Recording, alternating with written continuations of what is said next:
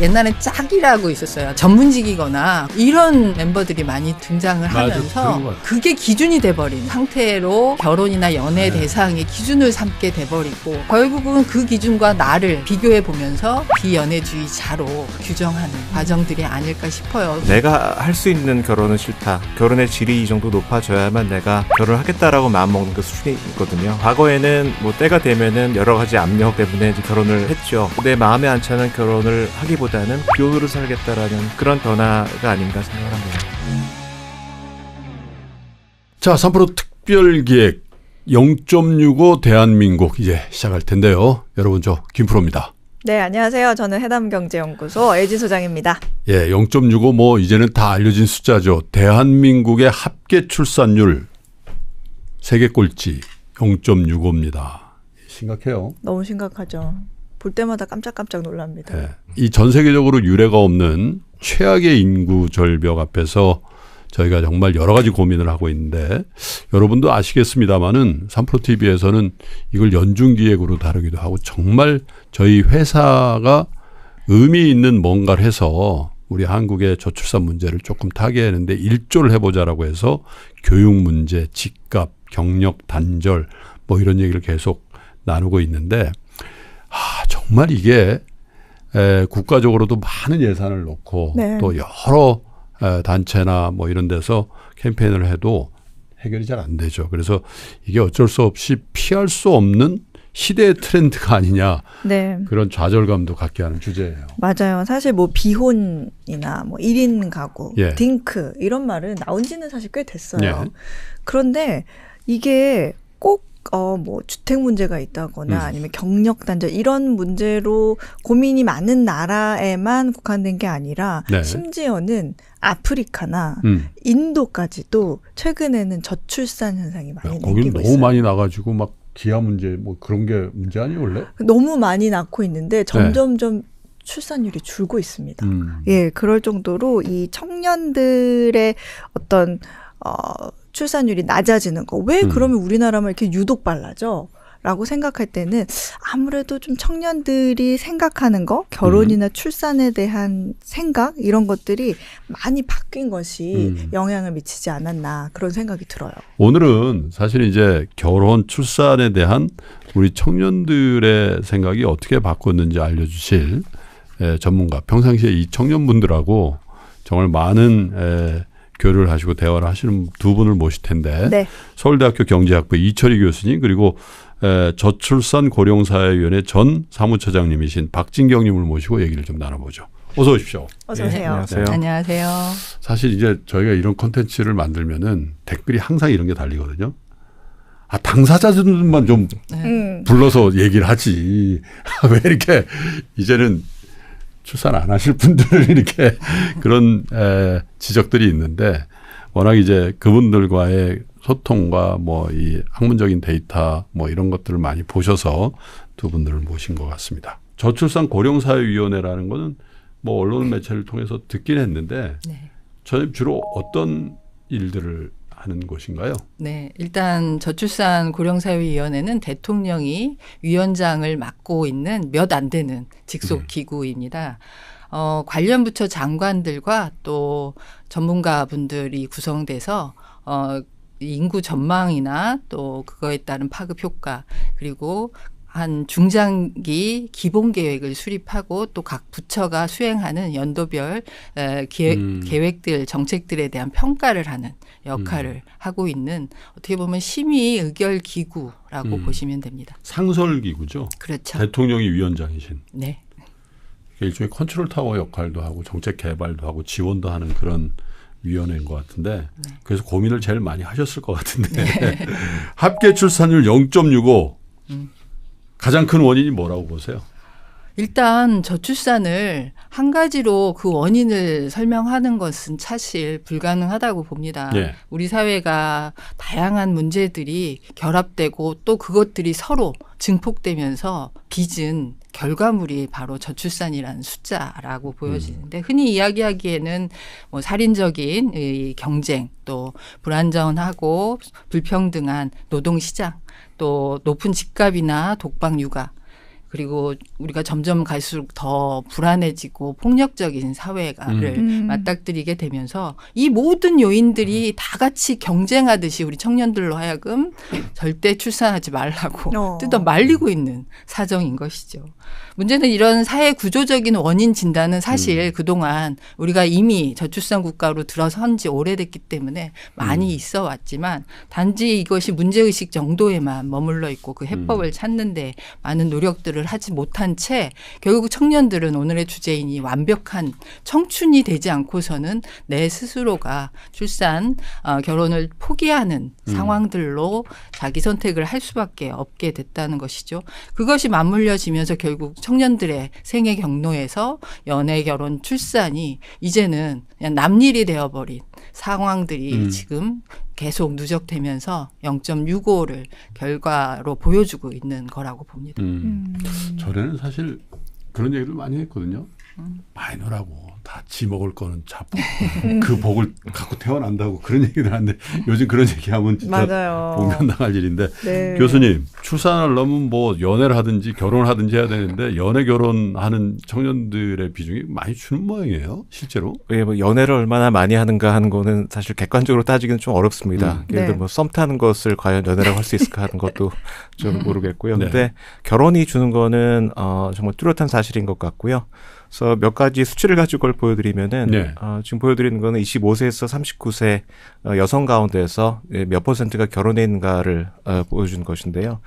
90대 초만 하더라도 이게 85%를 넘었었거든요. 근데 이게 굉장히 빠르게 떨어져서 지금은 한 45% 정도 수준입니다. 그러니까 지난 30년 동안에 많이 떨어졌고요. 특히 지난 2015년 이후부터 다시 또 굉장히 가파르게 떨어지는 그러한 모습을 보여주고 있습니다. 엄청 가팔라졌네요, 그죠? 예. 근데 이제 문제는 이렇게 그 결혼한 여성이 주는 것이 우리나라 출산율 하락, 출생아 수 감소에 매우 주된 그런 요인이라는 것이고요.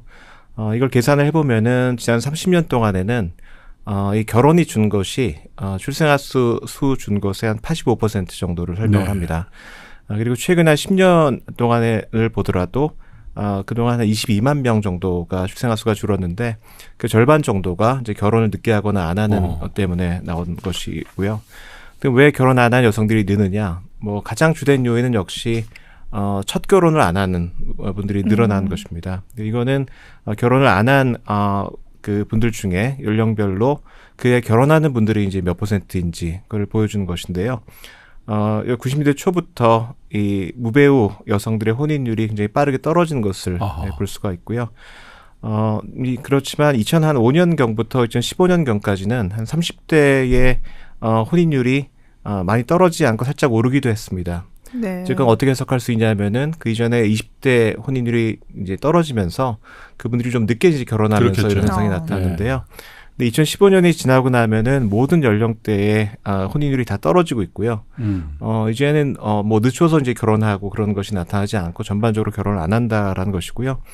이런 현상이 뭐 그 모든 계층에 다 나타납니다. 지금 이것은 고학력과 저학력, 그러니까 대졸 이상과 고졸 이하로 나눠서 봐도 거의 똑같이 떨어지다가 차별점이 없네요. 예, 2000년대 중반에는 좀 밋밋하게 가다가 2015년 이후에 굉장히 빠르게 떨어지는 그러한 추세가 나타나게 되고요.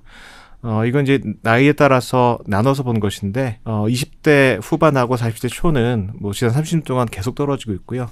30대는 그나마 2005년경부터 좀 올라가다가 지연된 결혼을 그 연령대별로 예. 그래서 연령대가 올라가는 거죠. 전체가 올라가는 게 아니라. 네, 그 이제 2015년 이후에는 이제 그런 것도 없이 이렇게 모두가 다 결혼 안 하는 이제 그러한 변화가 나타나고 있습니다. 저도 자료 하나를 찾아봤는데 2022년 9월에 인구보건복지협회가 발표한 조사예요. 근데 연애를 하고 있지 않은 청년의 70%는 자발적인 비연애 상태다.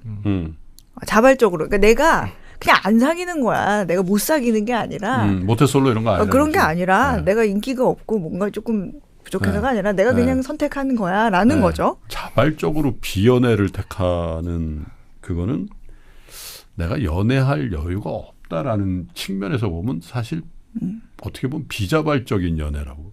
연애 깊이라고 할 수도 있네요. 깊이죠. 내가 뭐 여유도 있고 그래서 야, 내 일도 하고 공부도 하고 또 자금적인 여유도 있어서 야, 연애 한번 해볼까? 이게 아니라는 거잖아요. 자기 맞아요. 하는 일이 너무 힘들고 그리고 경제적으로도 힘드니까 연애할 여유가 없다라는 측면에서 사실 이게 말이 좀 잘못된 것 같아. 비자발적인 연애 포기. 그렇잖아요. 그죠?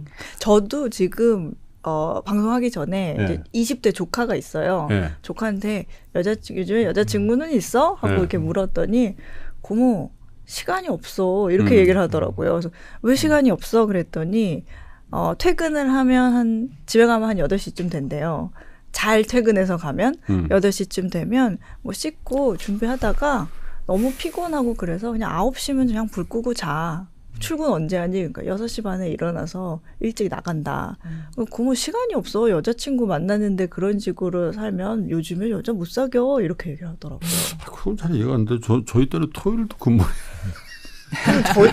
그죠? 그 사실 막 저희 때 이러면 잠을 못 자도 귀가 뜨거워지더라도 그럼요. 좀 연애하면서 그렇게 다 회사 생활했는데 요즘 친구들은 생각이 다르더라고요. 직접적으로는 많은 경우 이제 높은 사실 데이트 비용도 비싸지고 결혼에 들어가는 비용도 비싸지고 해서 비용에 대한 의견들이 사실 더 많긴 해요. 항상 연애를 못하고 혹은 결혼을 안 하는 이유에 이 자금 부족, 자금 부담 이것을 실제로 그동안 이제 통계청에서 주로 이 사회 조사를 2년 단위로 19세부터 한 34세까지 청년들을 대상으로 그래도 정기적으로 결혼과 출산에 대한 인식 조사를 좀 하고는 있어요. 근데 그 내용에 의하면 결국은 결혼에 대한 가장 못하는 안 하는 이유가 자금 부족이라고 이야기하기 때문에 사실 비용에 대한 부담은 뭐 그것이 이제 연애 단계에서의 조사는 아직 교수님 말씀하셨듯이 우리가 특별히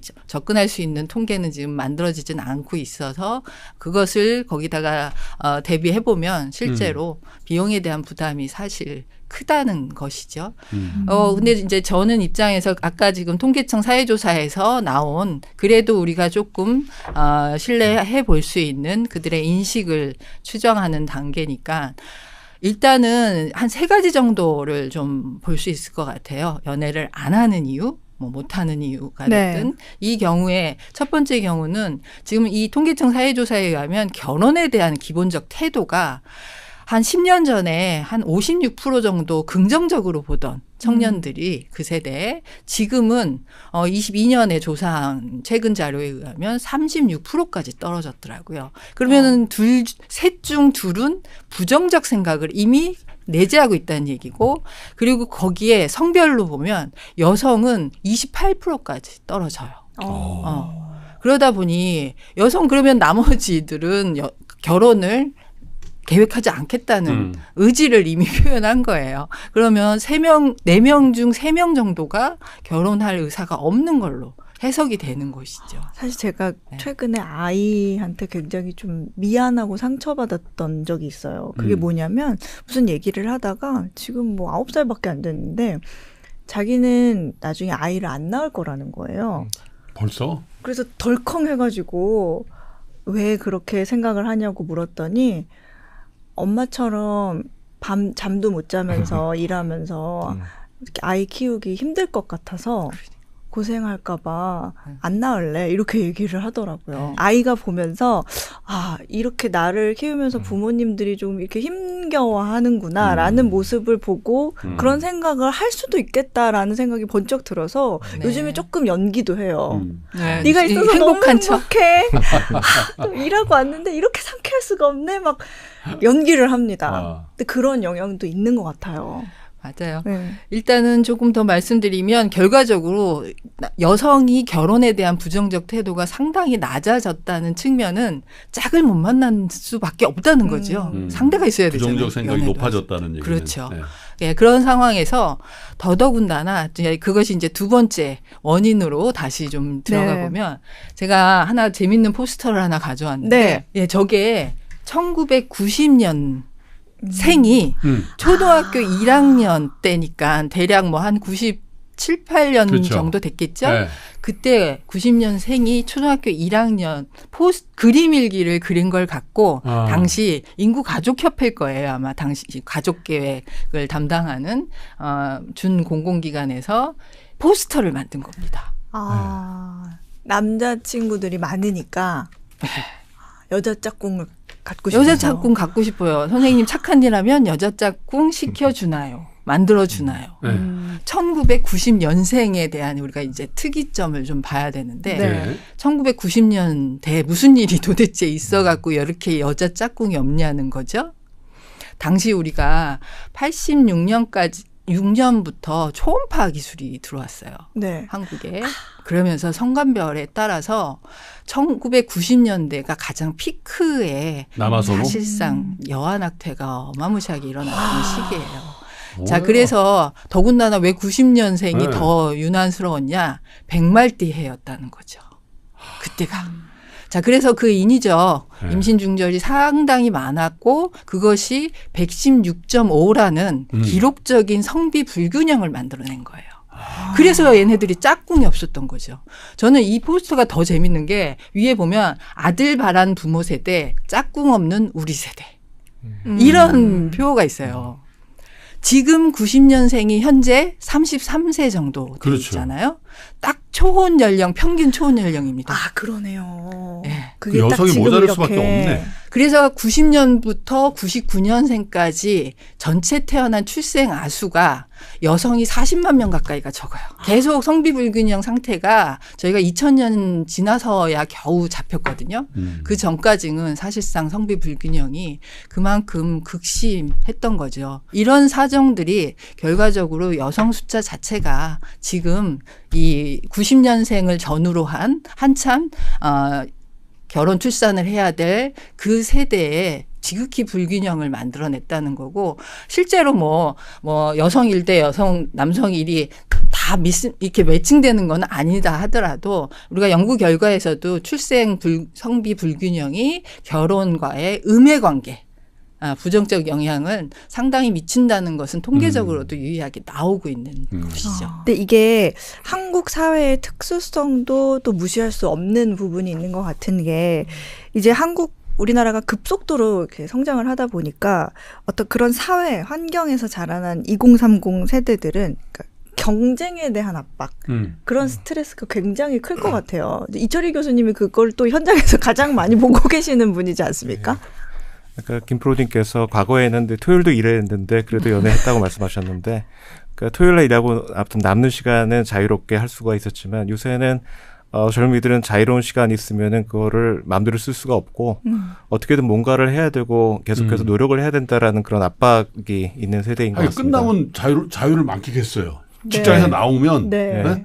나오는 순간 야 놀자. 네, 지금 이제 그런 것이 없는 세대인 것 같고요. 그러니까 계속해서 뭔가를 노력하지 않으면은 자기가 뒤처질 맞아요. 수도 있다라는 그런 압박이 있고, 근데 거기에는 다 좀 사회경제적인 변화가 그 배경이 있는 것 같습니다. 대개는 그런 그 압박을 느끼는 것은 뭐냐면은 자기의 기대치하고 자기가 실제로 지금 실현할 수 있는 것 간의 간극이 커지게 되면은 그런 경제적 압박을 느낄 수밖에 없거든요. 근데 그 기대치라는 게 결국 어떻게 형성이 되냐면은 자기 부모님 세대가 어떻게 살았는지, 자기가 어린 시절에 부모님이 어떤 경험을 했는지, 이제 그런 것을 보면서 기대치를 형성하게 되는데, 아까 그 90년생 말씀하셨지만, 90년생의 이제 부모가 되는 사람들이 젊은 시절을 보냈던 게 되게 80년대거든요. 80년대에, 그러니까 15세 이상 생산 연령 인구의 1인당 GDP 성장률이 연평균 한 7.5% 정도 됐어요. 근데 이제 그 다음 지금 90년대생들이 어린 시절을 보낼 때는 어떠냐면은, 되게 한 5.5% 정도. 그러니까 비교적 높았던 시기죠. 근데 2010년도, 그 10년 평균을 내면은 그게 한 2.3%까지 떨어졌습니다. 그러니까 이 사람들은 지금 성장률 자체가 자기 아버지 젊었던 세대의 3분의 1이고, 자기가 어렸을 때 그 경험했던 것의 한 2분의 1 정도밖에 안 되거든요. 네. 근데 기대치는 굉장히 높았는데 지금 막상 자기가 어른이 되고 사회에 나오려고 하고 사람을 만나려고 하다 보니까 여건은 그렇지가 않은 것이죠. 그리고 아까 그 어수령님 말씀하셨지만 그 이후에 이제 외환위기가 있으면서 굉장히 많은 기성세대가 직장에서 쫓겨나고 어려움을 겪는 그런 것을 직접 눈앞에서 경험을 했던 세대이거든요. 그래서 그 자기 부모 세대가 나이 들어서도 고용이 불안정하고 노후 빈곤에 시달리고 뭐 자기도 언젠가는 그렇게 될 수 있다는 그 위험을 느끼게 되는 것이고요. 그리고 고성장 이후에 갑자기 성장이 떨어지게 되면은 과거의 지위를 지키려고 하다 보니까 경쟁이 굉장히 심하게 됩니다. 그래서 요새 젊은 이들 같은 경우에는 굉장히 능력은 뛰어난데 기회가 없는 그런 세대인 것 같아요. 그러니까 뭐 제가 가끔 TV에서 이제 노래 경연 프로그램 같은 것을 보는데 정말 깜짝 놀랄 만큼 잘해서 너무 잘하지. 네, 맞아요. 네, 어떤 경우에는 심사위원석에 앉아 계신 분들이 젊을 때 했던 것보다 훨씬 아니 저는 솔직히 그 경연 네. 프로그램에서 저분들이 왜 심사를 하나 그런 생각이 들 때 많아요. 낫다는 생각이 드는데 그건 뭐 노래 경연뿐만이 아니라 네. 모든 마찬가지고 저희 네. 학계도 마찬가지라는 생각이 들고요. 그러니까 저희는 굉장히 고성장 시대여서 공부를 별로 안 하고 학점을 안 챙겨도 충분히 이제 취업을 할 수 있던 그런 세대에서 자라났는데 뭐 지금 젊은이들은 그렇지가 않은 그런 상태이고요. 그래서 아무튼 지금의 젊은이들은 학교 때부터 굉장히 노력을 많이 합니다. 뭐 모든 걸 다 포기하고 좋은 대학을 가기 위해서 엄청난 노력을 하고 취업을 하기 위해서 엄청난 노력을 하고 뭐 그렇기 때문에 요즘 젊은이들은 소위 공정에 대한 개념이 굉장히 강한 것 같아요. 내가 그만큼 노력을 해서 얻은 것이기 때문에 내가 대가를 얻어야 되겠다라든가 아니면 그만큼 대접을 받아야 되겠다라는 식이 굉장히 강하고요. 그래서 그것이 이제 사람을 만나는 것이나 아니면 결혼하는 데까지 그게 적용이 된다고 한다면은 상당히 더 사람을 만나는 것이 어렵게 되는 이제 그런 사회가 된 것이 아닌가 하는 그런 생각이 듭니다. 2030 세대의 젊은이들이 어쩌면 우리 역사상 처음으로 자기가 부모보다 더 가난해질 수도 있다는 생각을 하게 된 첫 번째 세대라고 하단 말이에요. 그러니까 야 이게 청년들이 이 가난이라는 걸 받아들이는 게 굉장히 다를 수 있겠다. 네. 왜냐하면 원래 가난한 집에서 태어났으면 내가 가난했다고 내가 자수성가해가지고 좀 부자가 되지 뭐. 그래서 부모님도 봉양하고 뭐 돕고 이런 생각을 할 텐데 원래 괜찮아요 경제적으로. 근데 내가 엄마 아빠보다 더 가난해질 것 같다. 그건 사실 좀 약간 공포가 좀 다른 공포일 그죠. 것 같단 말이에요. 지금 뭐 IMF 세대라는 말씀을 지금 하셨는데 지금 90년대생 전후가 말 그대로 그 시기에 청소년기를 겪으면서 가장 예민하고 세계관 자기 가치관이 형성될 그 시기에 IMF가 닥쳤고 IMF 때 평생 직장으로 생각했던 부모들이 정리해고가 되고 구조조정 과정들을 겪어놨던 그 시기에 이 청년들이 갖는 생각은 결국은 고용 안정성. 그래서 사실 고 세대들의 공무원 입직이 상당히 늘어날 수밖에 없었던 것 같아요. 우리가 구급 공무원도 굉장히 많은 지원자들이 맞아요. 막 있었다는 거를 항상 그 시즌 때마다 뉴스화돼 왔던 것이죠. 그런 속에 결국은 고용 안정성에 굉장히 집착하는 세대가 지금 현재 청년들의 특성으로 또 이야기해 볼 수 있고 그리고 사실 최근에 아마 그때쯤 저희가 부자 되세요. 네. 이 광고 기억나시죠? 부자 여러분. 되세요. 부자 되세요. 예, 절대 잊지 못하는 그 멘트 하나로 사실 나의 삶을 네. 그 경로에 맞춰져야 된다고 하는 생각들을 그 세대는 할 수밖에 없었다는 것이죠. 그래서 지금 막 영끌조. 으로 뭐 비투 뭐 비트코인이나 주가에 사실 많은 사람들이 많은 청년들이 몰릴 수밖에 없고 그런 물질적 가치의 허상에 사실상 맞아요. 본인들의 삶과 지금의 이 앞으로의 미래를 거기다 맞춰보겠다고 하는 생각들이 상당히 크다 보니까 또 한편 조사에 의하면은 이건 보건사회연구원에서 조사한 자료에 의하면 지금 현재 직장 스트레스가 63.6%의 스트레스를 직장에서 온전히 감내하면서 지금 다닌다고 해요. 그리고 일자리 만족도는 한 30몇 %밖에 안 되는 상황인 것이고 그래서 그 자체도 굉장히 스트레스와 만족도도 없이 다니면서 돈은 다른 요인으로 벌어야 된다는 또 생각이 굉장히 강력하게 우리 사회가 그들에게 그러니까. 자꾸 부추기고 있는 과정들이다 보니 결국 그것은 우리 세대가 갖고 있었던 것보다도 훨씬 더 불안감과 또 계층 이동에 대한 절망감 이런 것들이 사실 청년들에게는 지금 우리가 위로를 해야 될 사정이라고 봅니다. 근데 이런 생각도 들어요. 오 소장님 결혼하기 전에 네. 연애하시기 전에 혼자 있을 때 주로 뭐 하면서 시간을 보내셨어요? 일하는 거 말고. 혼자 있을 때 네. 그때는 그래도 이렇게 SNS가 마구 발달하지는 않았어서 친구 만나거나 네. 아니면 혼자 고속터미널 지하상가 가서 열심히 돌아다니면서 그러니까 저희 때는 혼자 있는 게 너무 어색했어요. 네. 그러니까 어떻게 해서든 엮어가지고 그죠. 동창회 그죠. 또 뭐 회사에서 선후배 뭐 또 누굴 뭐 소개팅 시켜준다 뭐 이런 것들이 있었는데 요즘에 보니까 혼자 할 일들이 굉장히 많은 것 같아요. SNS도 그렇고 뭐 하물며 뭐 주식 투자한다고 3프로 TV 보고 그렇잖아요. 네. 맞아요. 근데 그러니까 그런 것도 영향을 좀 주지 않았을까. 일에 치여서 내가 너무 피곤해. 그러니까 사람 만나는 것조차도 네. 이야기를 섞는 것도 나 에너지 소모가 너무 커. 그러니까. 얘기를 해봐야 그냥 부럽기만 하고 뭔가 자꾸 비교되는 것 같고 열패감이라고 그러니까. 하죠. 그런 거 그냥 혼자 있고 싶어. 네. 그냥 혼자 좀 시간이 필요해. 하는 그런 생각들 많이 갖고 있는 것 같아요. 철희 교수님은 어떻게 생각하세요? 뭐 SNS뿐만이 아니라 뭐 여러 가지 뭐 기술이라든가 사회경제적인 변화가 네. 뭐 관계를 맺는 거, 특히 이제 연애를 하고 또 결혼을 하는 것에 어떤 편익을 많이 줄이는 쪽으로 변화가고 있는 것 같아요. 그래서 보통 경제학에서는 결혼의 편익으로 이제 몇 가지 얘기를 합니다. 네. 첫 번째는 이제 분업의 편익으로부터 얻을 수 있는 이득이 있고요. 그러니까 둘이서 아무튼 같이 살다 보면은 서로 다른 일을 하면서 분업을 해서 그만큼 더 효율성을 높일 수 있는 그런 면이 있거든요. 근데 뭐 지금은 과거와는 달리 여성과 남성이 큰 차이가 없습니다. 그러니까 뭐 거의 교육도 비슷하게 받고 하늘도 비슷하고 생활 여건도 비슷하기 때문에 이게 서로 차이가 나야 이제 분업을 할 수가 있는데 별로 그런 그 면이 많지가 않고요. 두 번째는 이 어떤 위험이 닥쳤을 때 거의 대처하는 능력이 좀 높아집니다. 그래서 네. 리스크 풀링이라고 하는데요. 뭐 한 사람이 아프면은 한 사람이 뭐 돌볼 수도 있고 뭐 그런 게 있는데 이건 역시도 이제 뭐 여러 사회보험이 출연을 하고 뭐 아직까지도 많이 부족하긴 하지만 혼자 살아도 이제 자기를 챙길 수 있는 그런 여러 가지 제도적인 변화가 나타나고 있거든요. 그래서 그런 면이 있고, 근데 마지막이 제일 중요할 것 같은데 SNS도 이제 거기 해당되는 것이고, 이제 과거에는 이제 그 소비에 있어서의 어떤 그 편익이 있었어요. 둘이 같이 살게 되면은 뭐 집을 같이 쉐어하면서 얻을 수 있는 그런 편익도 있었고, 뭐 영화를 보더라도 혼자 가면 좀 뻘쭘한데 둘이 같이 갈 수 있고, 같이 뭘 음식을 먹더라도 같이 먹을 수 있는 그런 것이 있었는데. 이제 그런 여러 가지 조건이 이제 혼자 있어도 충분히 별로 어색하지 않은 그런 불편하지 않은 그런 방식으로 변해가고 있거든요. 이제 뭐 혼밥을 먹어도 이상한 네. 시대가 아니고요. 그래서 이런 혼자 할 수 있는 오락도 많이 늘었고요. 그러니까 네. 게임이라는 것도 결국 이제 혼자서 얼마든지 할 수 있는 네. 그런 것이 많이 늘은 면이 있고요.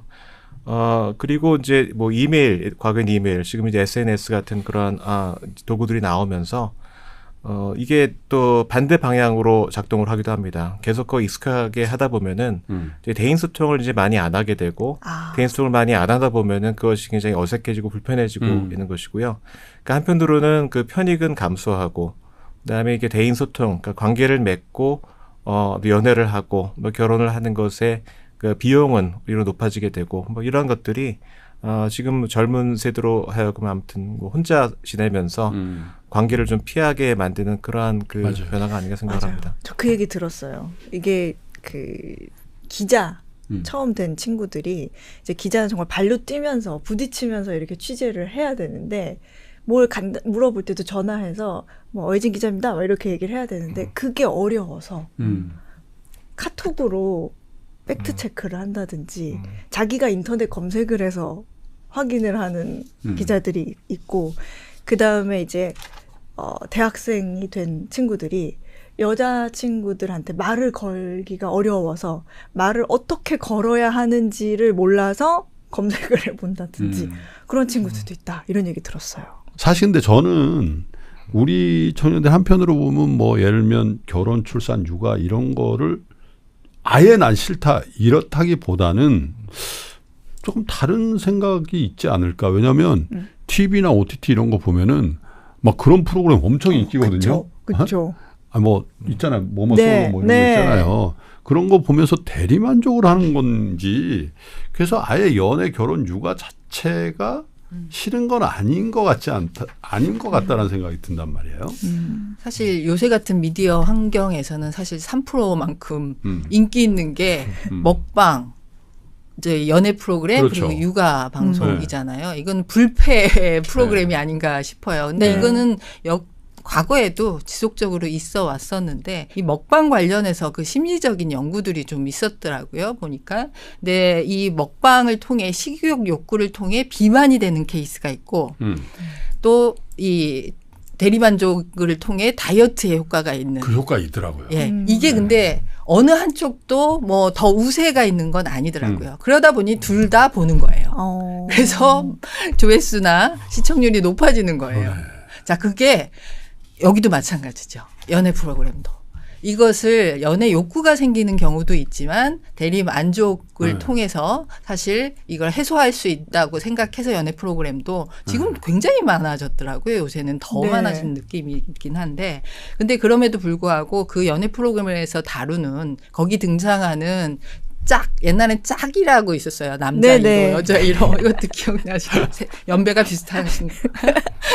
아무튼 그때도 보면은 당시에 거기 출연하는 네. 이 커플들이 대부분 뭐 이제 전문직이거나 고소득 이런 멤버들이 많이들 등장을 맞아, 하면서 그런 것 같아요. 맞아요. 실제로 지금 굉장히 박탈감을 오히려 느끼는 그것을 대리만족을 넘어서 그게 기준이 돼버리는 네. 맞아요. 상태로 어떤 결혼이나 연애 네. 대상의 기준을 삼게 돼버리고 결국은 그 기준과 나를 거기다가 비교해 보면서 그러면 나는 아예 못하니까 그 기준에 적합하지 않으니 포기를 하는 방식이 자발적 비혼이든 비연애주의자로 스스로를 규정하는 정체성을 만드는 과정들이 아닐까 싶어요. 그리고 또 육아 프로그램도 마찬가지예요. 육아 프로그램 같은 경우에는 우리가 대표적으로 주로 연예인들이 거기에 네. 나오죠. 그렇죠. 이미 고소득자의 연예인들이 아이에게 해주는 많은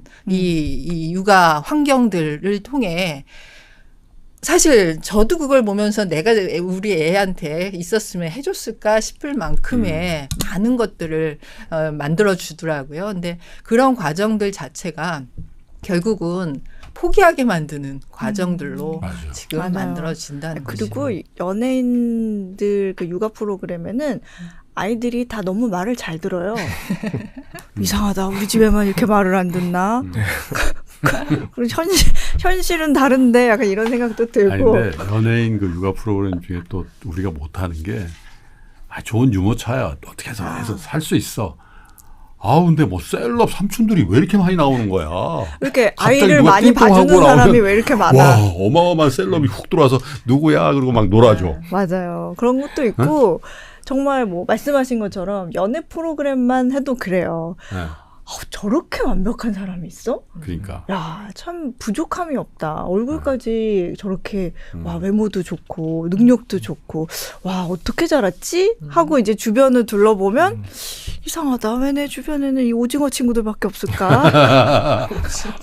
그런 생각이 드는데 사실은 꼭 그지 이렇게 표현을 그렇게 했지만 그냥 우리가 평균을 받아들일 필요도 있거든요. 그렇지 않습니까, 교수님?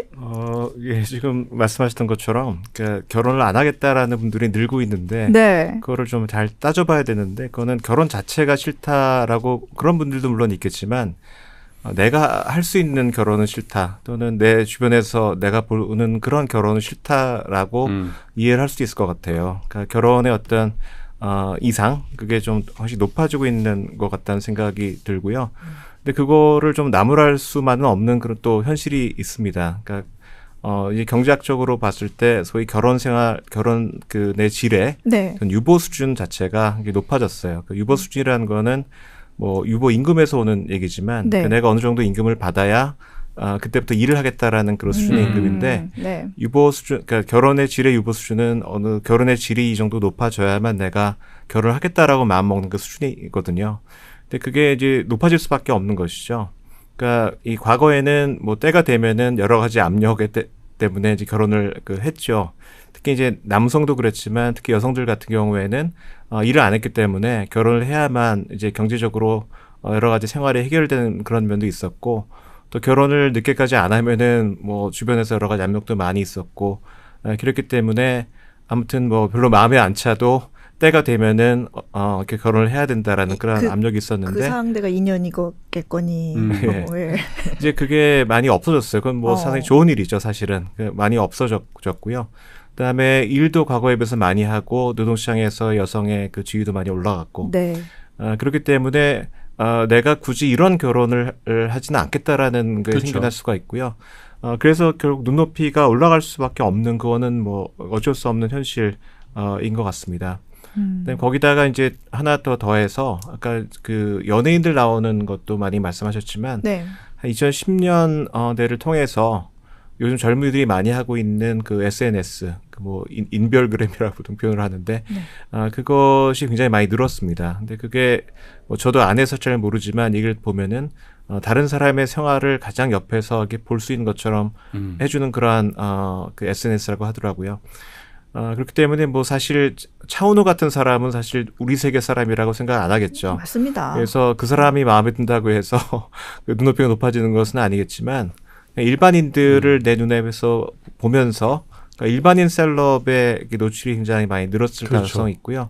이제 그것은 아무래도 과거처럼 내가 어느 정도 나이가 되면은 마음에 안 차도 내 눈높이를 낮춰서 결혼해야 되겠다라는 그런 생각보다는 그냥 나는 내 마음에 안 차는 결혼을 하기보다는 그냥 비혼으로 살겠다라는 결정을 하게 만드는 이제 그런 변화가 아닌가 생각을 합니다. 내가 조금 더 완벽한 상대를 만나야겠다라고 생각을 하는 건 그만큼 우리 청년들이 열심히 사니까 나부터 완벽해지려고 굉장히 강박도 있고 그치. 열심히 사니까 그러니까 내가 열심히 살아온 만큼 더 나은 사람을 만나야 해라는 그런 강박 스트레스도 그러니까 있는 것 이게 같아요. 결국은 이런 심정도 있는 것 같아요. 저는 손해보기 싫은 거예요. 네? 지금 내 삶을 매니지하는 것도 힘들어 죽겠는데 결혼 잘못하면 내가 연애하면서 만난 그 많은 비용이나 시간들이 실제로 내 삶에 도움이 될 거라고 하는 계산을 따져서 이제 연애를 하게 될 거라고 생각이 드는데 사실 연애나 결혼 단계까지는 많은 비용들이 올라갔다고는 해도 네. 사실 청년들이 어쨌든 삶이기 때문에 받아들일 수 있는 수준일 거라고 생각해요. 그걸 뭐 엄청난 비용을 지불하면서 하려고 하는 청년들이야 어쩔 수 없겠지만 다만 이제 그거보다는 내가 결혼함과 출산 또 부모가 돼서 내가 잃게 될 어떤 기회비용에 대한 손실 이것이 손해라고 하는 측면으로 표현되는 것이 아닐까 하는 생각이 드는데 우선 사실 우리가 여전히 지금 청년 세대들의 성평등 의식은 굉장히 높아졌어요. 그렇죠. 남녀 모두. 그럼에도 불구하고 한국 사회는 이 남성 부양 의무를 전제로 한 사회 구조를 여전히 유지하고 있죠. 그래서 여성이 일을 갖고 직장을 다닌다는 게 사실상 굉장히 아직도 여성에게 모성 페널티를 적용해서 그것을 결국은 월급에서 빼든 삶에서 빼든 하는 과정들을 하고 있다 보니까 그거는 그런 시스템은 그대로 두고 결과적으로 그들의 갖고 있는 성평등 의식은 상당히 올라가 있는 사정이다 보니까 그 둘 간의 충돌이 지금 남녀 모두에게 지금 나타나고 있다고 보는 것 같아요. 그래서 출산 기피를 사실 이 맞벌이 유지나 삶의 질을 위해 오히려 요즘은 남성들이 더 많이 출산 자체를 기피하게 되는 경향성들이 나타나고 있다는 거예요. 와이프가 아이를 가지려면 우리가 지금의 이 삶의 조건들, 삶의 질을 포기해야 된다는 생각들을 하고 그리고 너 잘리지도 몰라. 이런 불안감이 남성조차도 굉장히 강해요. 네, 둘이 같이 벌어야지 그나마 삶의 질을 유지하거나 또 혹은 아이를 키울 수 있는 것도 마찬가지라고 생각하지만 남성들도 알다는 거지. 여성들이 육아휴직도 쉽지 않고 결국은 수입이 줄 거라고 하는 지점들에 맞벌이 선호라고 하는 의미는 바로 그런 의미가 아니었을까 싶어요. 결국은 사회구조 시스템이 여전히 여성에게 불리한 시스템을 계속적으로 하고 남성에게는 부양 의무를 여전히 전제로 해서 시스템을 만들어 놓다 보니 이 둘 간의 충돌은 실제로 남성들로 하여금 출산을 기피하는 경향성으로 사실 나타나고 있는 게 꽤 오래됐죠. 손해보기 싫어서 연애 결혼을 기피한다. 그게 여성이든 남성이든. 근데 교수님 정말 그게 손해 맞아요? 경제학적으로 따질 때 보통 사람들은 돈이나 아니면 네. 경제적인 이득만 생각을 하지만 뭐 경제 원론에 나오듯이 뭐 아무튼 사람들이 극대화를 하려고 노력하는 거는 말하자면 행복도 또는 그렇죠. 뭐 효용 그런 것이거든요. 네. 네. 근데 결혼을 하게 되면은 뭐 경제적인 면도 있지만 비경제적인 면이 상당히 굉장히 중요합니다. 그렇죠. 뭐 험난한 세상을 이렇게 막 매일매일 힘들게 살아가는데 뭐 누구 하나 믿을 사람, 그다음에 아무튼 만나서 얘기하고 아무튼 뭐 여러 가지를 나누고 그래도 기댈 사람이 있다는 것 자체가 굉장히 중요한 그런 일이고요. 근데 거기서 느끼는 어떤 행복도라든가 그것의 중요성이라고 하는 거는 아마 사람마다 다를 것 같아요. 그거는 어떤 사람에게 굉장히 중요한 사람도 있고 어떤 사람에게는 그것보다는 다른 것이 더 중요한 사람도 있을 것이고 그래서 개인차가 많이 있을 것 같고요. 근데 다만 이제 객관적인 경제적인 그 요건은 아까도 말씀드린 것처럼 만나고 관계를 맺고 연애하고 결혼하는 것에 어떤 경제적인 평균적인 편익을 줄이는 쪽으로 가는 것은 부인하기는 좀 어려운 문제인 것 같습니다. 근데 개인적으로 봐서 이 결혼이 나한테 손해일까 아닌가 하는 그건 정말 자기 자신이 마음속으로 들여다봐야 알 수 있는 내가 어떤 사람이고 내가 어떤 것이 나를 행복하게 할 것인지를 잘 들여다봐야만 알 수 있는 일인 것 같고요. 근데 약간 좀 우려스러운 것은 젊은이들이 이제 그런 기회를 갖기도 전에 전반적인 사회의 분위기가 이제 결혼을 하거나 아니면은 연애를 하는 것은 좀 합리적이지 못하고 좀 바보짓이다라는 그러한 문화가 생기게 되면은 자기의 선호라든가 취향이라든가 뭐 자기가 행복을 느끼는 어떤 포인트라든가 그런 것을 확인해 보지도 못한 상태에서 하지 말자. 이거는 나한테 안 맞는 것이다라고 하는 그런 분들이 혹시나 있을까? 그게 좀 안타까운 일인 것 같습니다. 그러니까 뭐 사실 이 자리에 딱 결혼 정년기나 뭐 그런 청년들을 모셔놓고 같이 얘기하면 훨씬 더 다양한 얘기가 나올 수도 있을 것 같은데 네. 단지 우리 때는 안 그랬는데 아까 저도 그랬지만 그런 악조건 속에서도 연애도 하고 결혼도 했는데 그리고 어디서부터 출발했는데 뭐 이런 생각을 막 얘기를 하면은 오히려 더 이 사람들이 그럼요. 그 언제적 얘기를 하시는 거예요? 6.25 끝날 때 얘기입니까? 그렇죠. 그래서 공감대를 좀 만들어줘야 될 것 같아요. 맞아요. 그리고 이제 저출산을 해소할 수 있는 방법 중에 하나는 사실 결혼을 많이 해주면 좋은데 결혼을 잘 하지도 않고 늦게 해요. 근데 제가 이제 결혼하기 직전만 해도 이런 적이 있었어요. 남자친구랑 이제 결혼을 좀 해도 될 것 같은데 그런 얘기가 오고 할 때 준비가 안 됐대요. 그놈의 준비. 근데 이제 뒤돌아서 생각을 하면 그 준비라는 건 뭔가 본인이 집을 마련해야 되든지 아니면 뭔가 어떤 가장으로서 생활을 이끌어갈 만큼의 자기가 자리를 잡지 못했다라는 불안감, 걱정 이런 게 있어서 나는 아직 준비가 안 됐어라고 생각을 하다 보니까 그럼 준비가 언제쯤 될까 생각하면 정말 그거는 모르는 겁니다. 40이 넘어서도 나는 아직 준비가 안 됐어 이럴 수도 있는 거고요. 근데 그런 것도 사실 스트레스가 아니었나. 결혼에 들어가는 비용에 대한 압박, 스트레스 이런 것들도 좀 영향을 끼치지 않았나. 그래 뭔가 뭐 목돈이 만들어져야 될 것 같은데. 그죠? 통상 이제 주택자금 문제가 가장 큰 몫일 것 같은데 그 결혼정보회사가 매년 또 결혼 비용에 대한 조사를 늘 하고 있더라고요. 봤더니 23년도에 남자는 2억, 여자는 1억 3천이래요. 둘이 합산 3억 3천인데 사실 이 비용도 굉장히 큰 거잖아요. 그럼요. 네. 그런 상황에서 거기에 사실 우리가 지금 예를 들어 서울에 살려면 전세나 주거 비용은 이거보다 더 못해야지 그렇죠. 가능할 게 현실적인 계산인 것 같아요. 그러다 보니까 결국 말씀하셨듯이 헉하고 아예 하지 말자라는 것이죠. 청년들이 뭐 이런 생각을 가진다고요? 놀랍네요. 어떻게 그러지? 우리 때는 안 그랬는데 사실 이렇게 생각하는 접근도 좀 고쳐져야 될 것 같아요. 그렇게 들으면 듣는 청년 서운합니다. 세상이 바뀌었거든요. 그리고 기성세대들이 부모 세대들이 보여주는 모습을 보고 등을 보면서 자랐을 거 아니에요. 그렇죠. 그랬을 때 제가 앞에 말했던 것처럼 저희 아이가 엄마가 잠도 못 자고 끝까지 늦게까지 일을 하다가 자서 자기는 안 낳는 게 나을 것 같다라는 생각을 할 정도로 그러니까 뭔가 부모 세대에서 나에게 보여준 그 결혼에 대한 행복 또는 내가 살아가면서 좀 결혼을 하면 세상이 끝나나 보다, 꽃길이 끝나는구나 이런 생각을 가지지 않게끔 그리고 특히나 이런 학원, 교육 이런 거에 압박을 받으면서 자란 세대는 사실 행복했겠습니까? 그 경쟁 사회를 살아가면서 내 자식은 이 경쟁보다 더한 세대에 살 수도 있을 텐데 대학이 많이 없어진다고 대학을 다 쉽게 갈 수 있는 게 아니라 결국에는 좋은 대학에 가기 위한 경쟁은 더 심해질 거거든요. 근데 그런 경쟁과 그렇게 밤 11시까지 학원에 다니는 어린아이들이 그런 모습을 내 자식에게도 준다? 저라도 싫을 것 같습니다.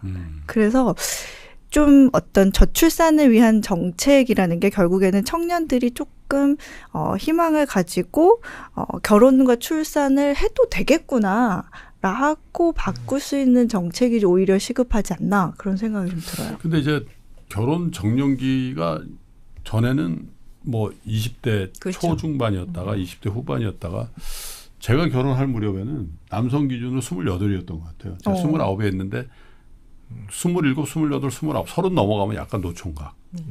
그리고 이제 여성은 24, 25, 26 넘어가면 약간 그런 분위기였는데 요즘은 결혼 연령 자체가 뭐 일단 남녀 할 거 없이 다 30대로 일단 잡잖아요. 네. 30대 중반. 평균 33세. 그렇죠. 저 일찍 하면 어유 왜 그랬어. 저는 일찍 하면 그렇게 좋았다. 그러니까 왜 그랬어. 근데 그래 놓으니까 첫 아이 출산 자체가 맞아요. 출산이 너무 늦어지죠. 늦어지니까 아유 둘째는 어쩔 수 없어 안 돼. 네. 이런 케이스도 많죠. 실제로 이제 초산이 늦어지면서 둘째도 어렵지만 초산조차도 사실 33세라는 거는 평균이지 그렇죠. 우리가 소위 오늘 주제처럼 완벽한 나의 조건들, 상대 조건, 나의 조건을 다 맞추고 결혼할 때쯤은 대부분 다 30대 중반을 넘어서 적어도 소득면이나 또 지위면이나 안정적인 것들이 갖춰지고 나서 하다 보니 결과적으로 사실 난임 지원이 굉장히 이제는 보편화돼 버려 있는 네. 거죠. 난임으로 진단받고 그에 따라서 그것을 노력해야 되는. 근데 그건 굉장히 더 어려워지거든요. 네. 특히 여성의 몸에는 어떤 영향을 미칠지 사실 모르는 상태를 감당해야 되는 지금 그 단계로 들어가는 것이죠.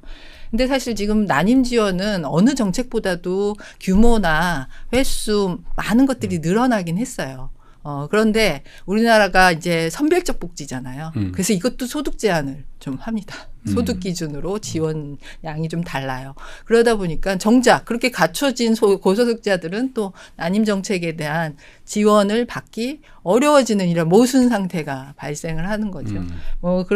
그러다 보니까 결과적으로는 이런 완벽한 조건을 만들어서 결혼해서 결국 난임과의 전쟁을 이제 한번 치르고 나면 또 낳고 나면 이제 육아 전쟁, 경력 단절의 위험, 그리고 입시 전쟁까지 사실 그 지옥문이 그대로 열린다는 게 이제 많은 청년들이 이게 다 학습이 된 거죠. 주변의 사람들을 통해서. 요즘 이제 첫째를 안 낳는 그런 시대로 도래한 것 같고요. 여기 나와 있는 그림 맨 위에 있는 거는 전체 그 25세에서 39세 결혼하신 그 여성분들 중에서 네. 맨 위에 있는 거는 이제 2자녀 이상, 네. 그다음에 중간에 있는 거는 1자녀, 맨 아래에 있는 것은 이제 자녀가 없는 그러한 여성인데 뭐 30년 전에는 압도적으로 3분의 2 정도는 다 2자녀 이상이었었거든요. 근데 지금 이게 한 40%까지 줄었고요. 자녀가 없는 그 결혼하신 여성분들은 과거에는 거의 없었는데 이게 한 2010년도부터 굉장히 빠르게 늘어서 지금 한 5분의 1 정도까지 늘었습니다. 그러니까 아무튼 과거에는 결혼을 하면 아이를 낳는 것이 이제 공식이었는데 네. 지금은 아마 결혼하면서 미리 우리는 아이를 갖지 말자라고 하시는 분들도 그래서 있고 많아요. 더러는 이제 늦게 결혼을 하시기 때문에 그런 생각은 안 했지만 막상 여러 가지 현실적인 이유 때문에 아이를 안 갖게 되는 그런 분들도 많고 그래서 그 뭐 저출산의 정책이라고 하는 것이 뭐 다자녀 위주가 아니라 그 우선 하나를 낳는 것이 굉장히 중요한 그런 사회가 된 것 같고요. 그다음에 이것은 또 같은 연령대 25에서 39세의 그 유배우 여성들 중에서 자녀 수별 출산율입니다. 근데 보시게 되면은 우리나라의 그 출산율이 계속해서 등락한 중요한 이유는 뭐 다른 이유 때문에 그런 것은 아니고요. 그러니까 결혼해서 첫 아이를 낳느냐 안 낳느냐 하는 그 결정에 의해서 이게 굉장히 그 출산율이 출렁였던 것을 볼 수가 있습니다. 그러니까 아이가 하나 있는데 둘째를 낳을 것인가? 그건 보시다시피 별로 안 변하고 천천히 줄었고요. 둘이 있는데 셋째를 낳을 것인가? 이제 그런 분들도 거의 많지 않았고 그렇죠. 거의 변하지 않았는데 첫 자녀를 낳을 것인가 말 것인가 하는 결정이 결국 출산율을 결정하는 굉장히 중요한 요인이었다. 뭐 이런 것을 이제 말씀드릴 수가 있겠습니다. 저도 사실 경험을 해봤잖아요. 저는 조금 일찍 낳은 편인데 이게 그 어르신들께서 야 우리는 애 낳고 다음날 밭에 가서 그냥 일했어 이렇게 얘기하시는데 그럽니다. 정말 이게 네. 이게 저는 사실은 일찍 아이를 낳아서 좀 체력이 됐어요. 회복도 빨랐고 그래서 아이 데리고 뭐 문화센터 가고 전시회 보러 가고 했는데 같이 만난 그 조리원의 그 동기들은 이제 보통 한 30대 중후반의 첫째 아이를 낳은 언니들 같은 경우에는 힘들어서 회복이 안 돼서 한 2달간 뭐 배가 아파서 뭐 회복이 안 돼서 아이를 기르는 것 자체를 너무 힘들어 하더라고요. 네, 그래서 초산이 늦어지는 것에 대한 그게 이제 아이를 낳는 것에 있어서도 굉장히 좀 큰 영향을 미친다고 저는 생각을 합니다. 네. 아무튼 사실 저희가 얘기를 쭉 나눠봤는데, 이게 청년들이 저희 이제 프로그램을 보면서 이렇게 생각할 수도 있어요. 자꾸 이해 안 된다. 우리를 되게 신기하듯이 이렇다더라 하면서 좀 이상하게 보는 것 자체를 불편해할 수도 있어요. 그래서 우리가 어른들이 좀 그게 이해가 안 돼. 어떻게 그렇지? 하기보다는 그렇구나. 그러면 우리 세대가 어떻게 하면 도와줄 수 있을까? 어떻게 하면 조금 청년들 마음을 좀 편안하게 해줄 수 있을까? 그런 고민을 좀 같이 해가야 되지 않나. 그러니까요. 그런 생각도 듭니다. 그런 계기가 됐으면 좋겠는데 이 방송이. 두 분께도 마지막으로 한 말씀씩 하실 기회를 드리겠습니다. 우선 앞서 제가 지금 청년들 2030 세대의 특징으로 이 성비 불균형과 IMF 세대였다는 얘기들을 많이 했었는데 거기에 더해서 골든타임 세대예요. 지금 90년생을 중심으로 비록 성비 불균형은 있었다 할지라도 60만 명, 70만 명이 IMF 전에는 태어나줬다는 것이죠. 그들이 우리에겐 있다는 거예요.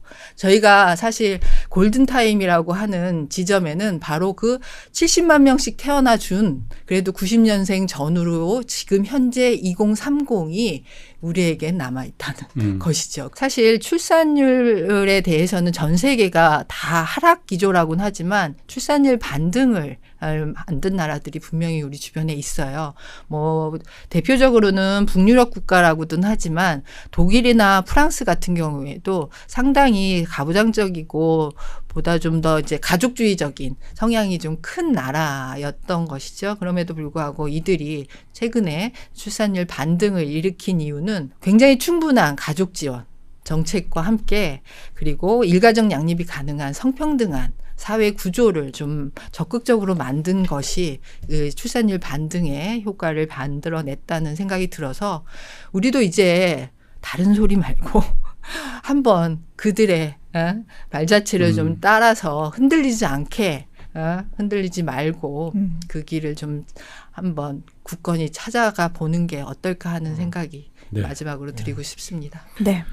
좀 간단하게 두 가지 말씀을 드리고 싶은데요. 네. 하나는 우리가 이것을 뭐 저출산 문제와 관련해서 뭐 청년들의 연애나 결혼 얘기를 하고 있지만 저출산과 전혀 무관하게 어떤 나라가 청년들이 아무튼 연애도 못하고 결혼하기 어려운 그런 나라는 그 자체로 상당히 문제가 많은 나라이고 뭔가 좀 이 병이 든 사회라고 생각을 합니다. 네. 그래서 그러니까 저출산 문제가 해결이 안 된다 하더라도 그러니까 그것 자체를 굉장히 우리 사회 중요한 문제로 인식을 하고 거기에 좀 접근을 해야 된다라는 생각이 하나가 있고요. 두 번째는 뭐 저는 좀 사람들은 그 시대의 산물이라고 생각을 해요.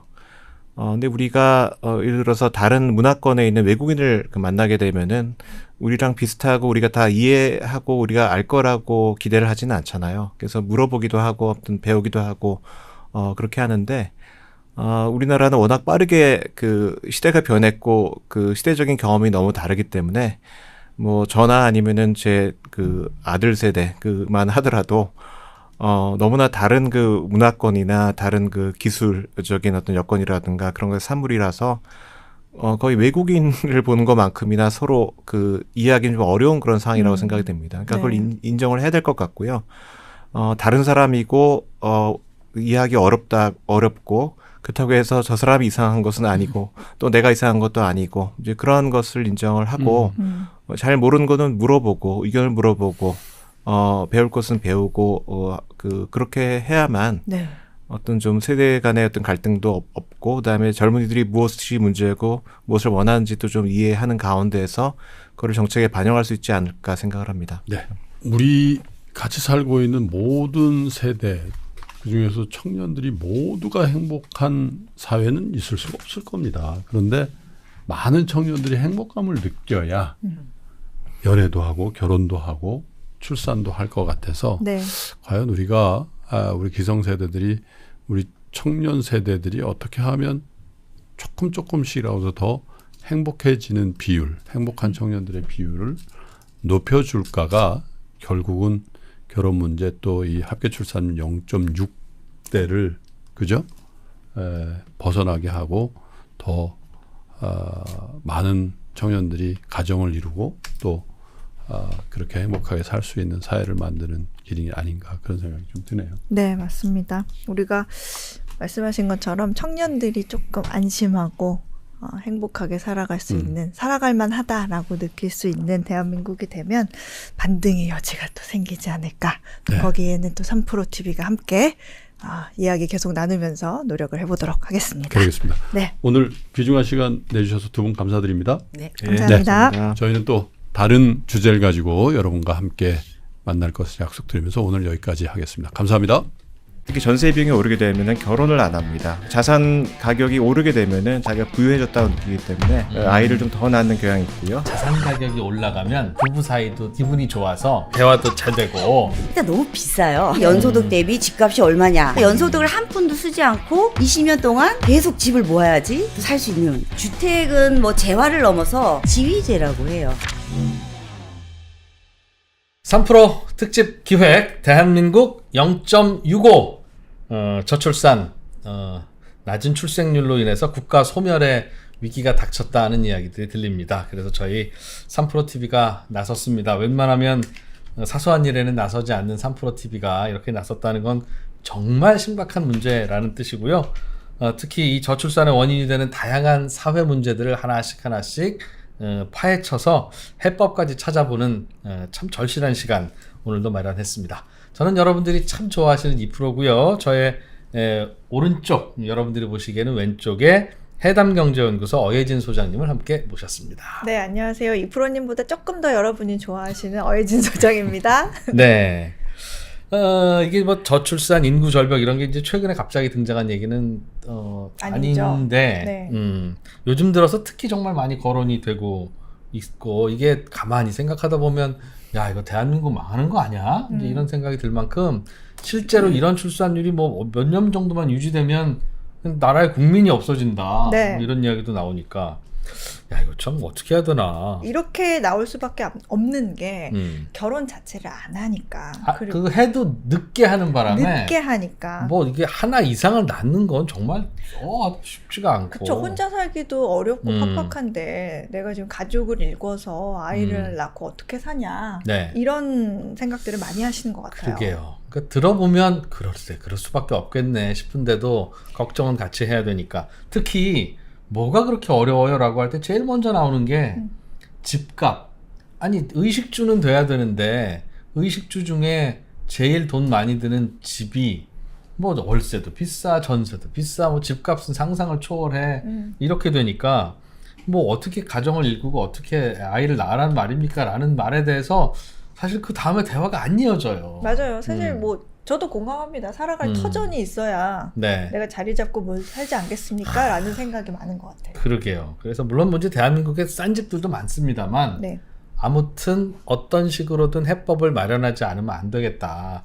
요것도 한 3, 4년 후에 자 대한민국 0.38 3프로TV가 또 나섰습니다. 이럴 수 없잖아요. 없어요. 안 됩니다. 0.65에서 이건 좀 막읍시다 정말. 네. 이건.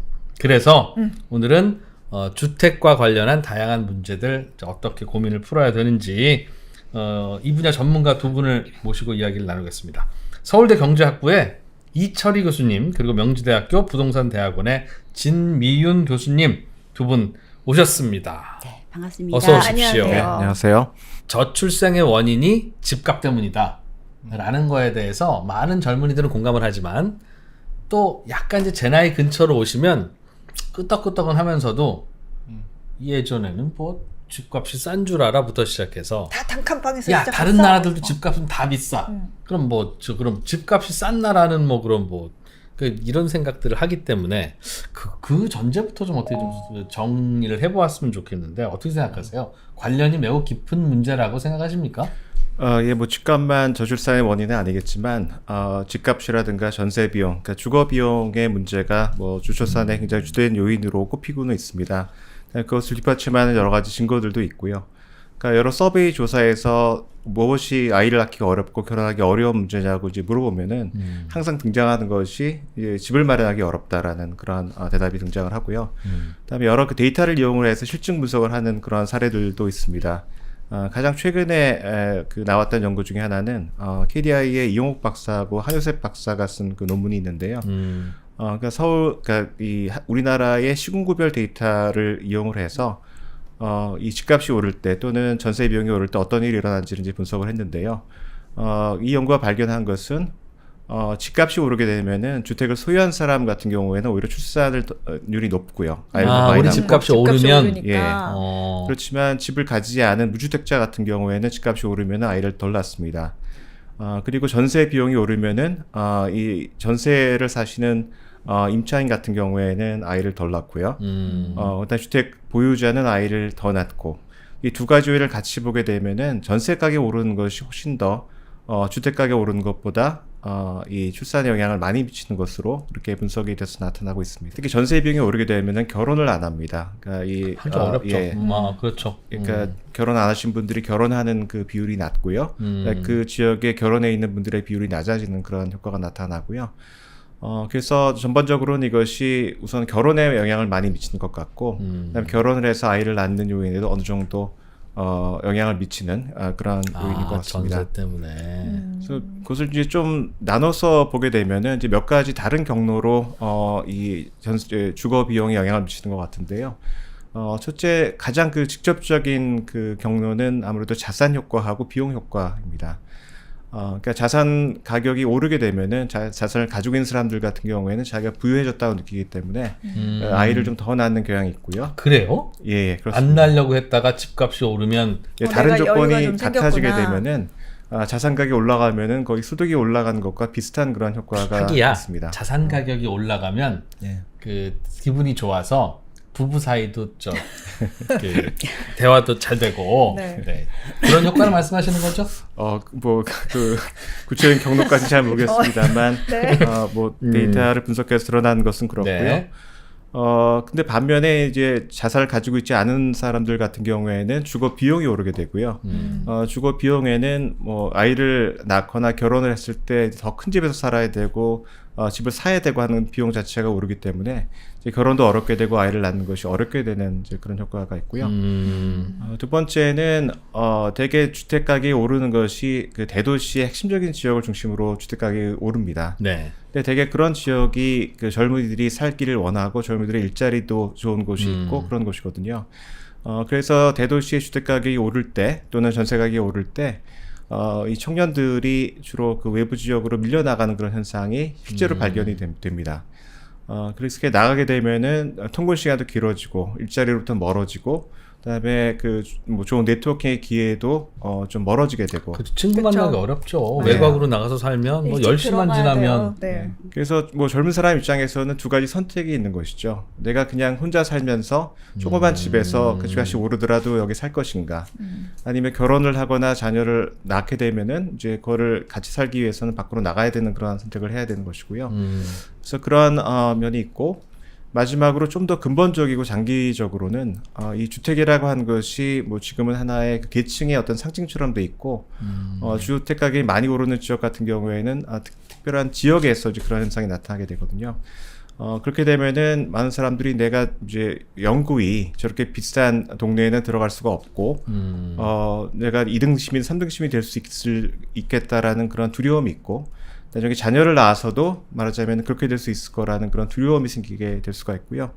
그래서 그런 이제 계층의 그 분리 현상, 그런 것이 또 그 결혼과 출산을 어렵게 만드는 그런 요인으로 작용하고 있는 것이 아닌가 생각합니다. 집값 자체가 많이 올라 있으면 집이 있고 없고에 따른 스타팅 포인트가 너무 차이가 나니까 아예 출발을 하고 싶지 않은. 그렇죠. 그리고 교수님이 말씀하신 것 중에서 굉장히 공감이 가는 게 그 아이가 있을 때 어느 지역에 사느냐, 이것도 부모님으로서는 굉장히 고민될 수밖에 없는 게, 우리가 나중에 성장했을 때 초등학교 동창, 중학교 동창, 고등학교 동창 이렇게 됐을 때 친구가 어떤 친구들이냐, 내가 정말 인생을 살면서 뭔가 도움이 되고 도움을 받을 수 있고 뭔가 서로 그런 친구들을 만들어주고 싶다라는 부모님의 욕심도 있을 테고요. 저만 해도 괜히 이제 아이가 점점 자라면서 내가 어딘가에 자리를 계속 잡아야 되는데 이렇게 전세 또는 월세로만 언제까지 아이를 데리고 자꾸 이사 다녀야 네, 이사를 다녀야 되나 하는 그런 불안감?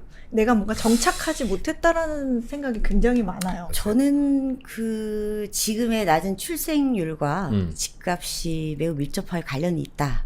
이렇게 결론적으로 생각하고 있고요. 예.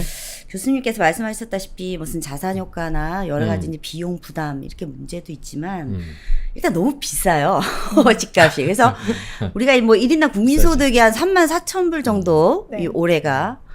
근데 우리가 집값은 한 10만 불 나라에 속하는 거죠, 사실은. 그러니까 사실은 우리가 PIR이라고 연소득 대비 집값이 얼마냐. 이제 한국은행이 발표했다시피 뭐 서울에는 20배, 20배나 이르는 거죠. 그러니까 연소득을 한 푼도 쓰지 않고 20년 동안 계속 집을 모아야지 또 살 수 있는 그런 상황이고, 제곱미터당 저희가 환산을 해서 비교해 보면 한국의 집값이 굉장히 비싸고 서울은 더할 나위 없이 사실 비싸고요. 이제 제곱미터당 신규 아파트 분양가가 뭐 1,000만 원 넘었잖아요. 그러니까 그런 집값에 우리가 굉장히 집을 마련하기조차 어렵고 전세 비용도 너무 많이 부담스러운데 그거와 더불어서 저는 사실은 아까 이제 굉장히 슬픈 얘기를 하셨어요. 어느 동네에 사느냐. 사실은 그게 굉장히 그 상처가 되는 그런 부분이기도 하잖아요. 맞아요. 그러다 보니까 이 정서적인 불안감.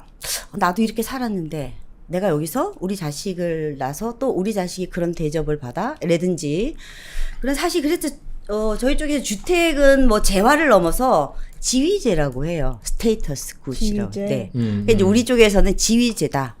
어떤 집에 어느 지역에 사느냐가 사실 그 사람의 운명과, 왜냐하면 더 좋은 데 살면 더 좋은 기회와 계속 위로 올라갈 수 있는 상향의 사다리가 기다리고 있지만, 그렇지 않은 곳은 굉장히 힘든 이 어떤 여기 좀 사회 불균형적인 이런 문제가 만연해 있다 보니까, 뭐 사실은 제가 얼마 전에 논문을 보니까 M4 세대가 국제 논문에도 한국 사례를 들어서 쓰이더라고요. 그러니까 일반적으로 우리가 전세 난민이라는 표현을 많이 썼잖아요. 전월세 난민. 그러니까 외국에서 보니까 이제 그게 이제 제너레이션 렌트 세대라고 부르고 있고요. 그것도 당연히 영향을 줄 것 같아요. 네. 그런데 저는 집값이 부담인 게 젊은 층에게 부담이다. 출산에도 자꾸 그래서 그것 때문에 머뭇거리게 만든다. 인정, 충분히 동의가 되는데, 우리나라가 전 세계에서 가장 낮은 출산율을 기록할 만큼 그 환경이 열악한 거냐, 우리나라만 이렇게 극단적으로 낮은 이유는 극단적으로 우리나라에만 있는 어떤 현상 때문일 것이다. 뭐 제가 보기에는 주택의 그 시장의 문제하고 다른 여러 가지 문제가 서로 이제 겹치면서 나타나는 현상이 아닌가 싶어요.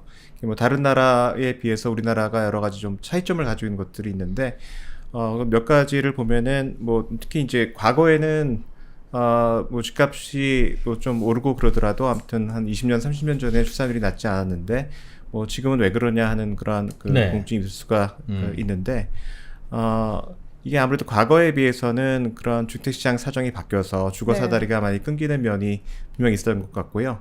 지금 말씀하셨듯이 뭐 다른 나라도 많이 주택가격이 비싸고 하는 그런 면이 있지만, 그러니까 우리나라처럼 한 지난 20년, 25년 동안에 그렇게 급격하게 주택가격이 올라간 나라가 있을지는 과거에는 그래도 내가 열심히 돈을 모아서 뭐 주택을 마련할 수 있다는 그런 희망이 있었는데 지금 그것이 끊긴 것이 아닌가 하는 생각이 들고 두 번째는 그것과 더불어서 같은 시기에 노동시장의 사정이 많이 바뀌었습니다. 그래서 과거에는 청년들의 일자리가 비교적 좋고 안정적이고 그다음에 한번 들어가면은 내 일생을 좀 보장받을 수 있는 그런 일자리가 많았는데 그렇죠. 지난 그 한 20년 동안에 그런 것들이 많이 이제 깨졌거든요. 그러니까 미래가 불투명하고 일자리의 안정성이 높지 않고 결혼 시장도 많이 바뀐 것 같습니다. 네. 그러니까 이런 그 주택 시장 사정하고 노동 시장 사정이 바뀌다 보니까 뭐 과거에는 뭐 잠재력을 보고 결혼할 수가 있고 그런 상황이었는데 네. 지금은 눈앞에 보이는 게 있어야지 결혼할 수 있는 그런 상황인 것 같고요.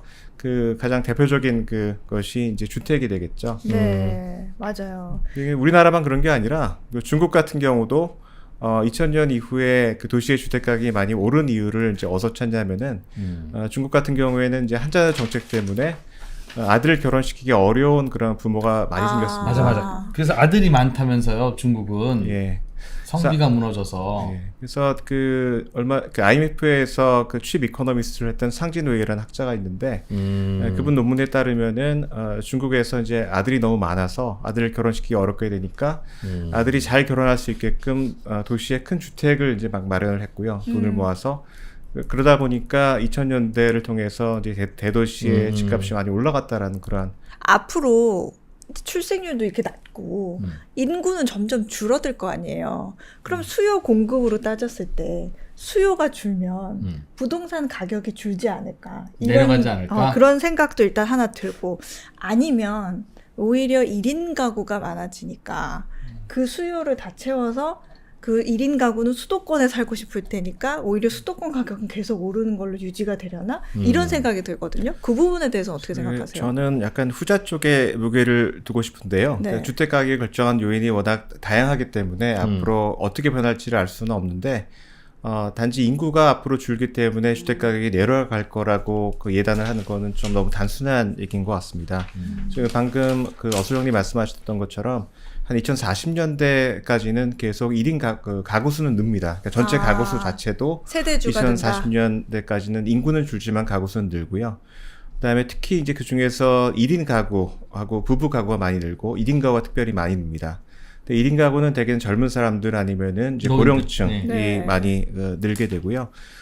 그래서 제가 이제 말씀드리고 싶은 것은 뭐냐면은 집은 많은데 내가 살 집은 없다라는 이제 그런 현상이 나타날 수가 있다는 얘기죠.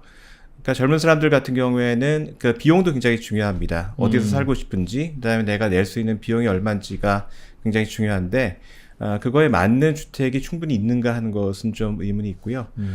그리고 고령층도 지금 뭐 귀농 현상이 있다고는 하지만 결국 이 고령층 중에서도 80이 넘은 분들이 굉장히 폭발적으로 많이 앞으로 늘게 되거든요. 그래서 그런 분들 같은 경우에는 의료 시설도 가까이 있어야 하고 도시에 사셔야 되죠. 예, 도시에 아무래도 살아야 되는 그러한 분들이기 때문에 도시에 특정한 지역의 수요가 몰릴 수가 있고요.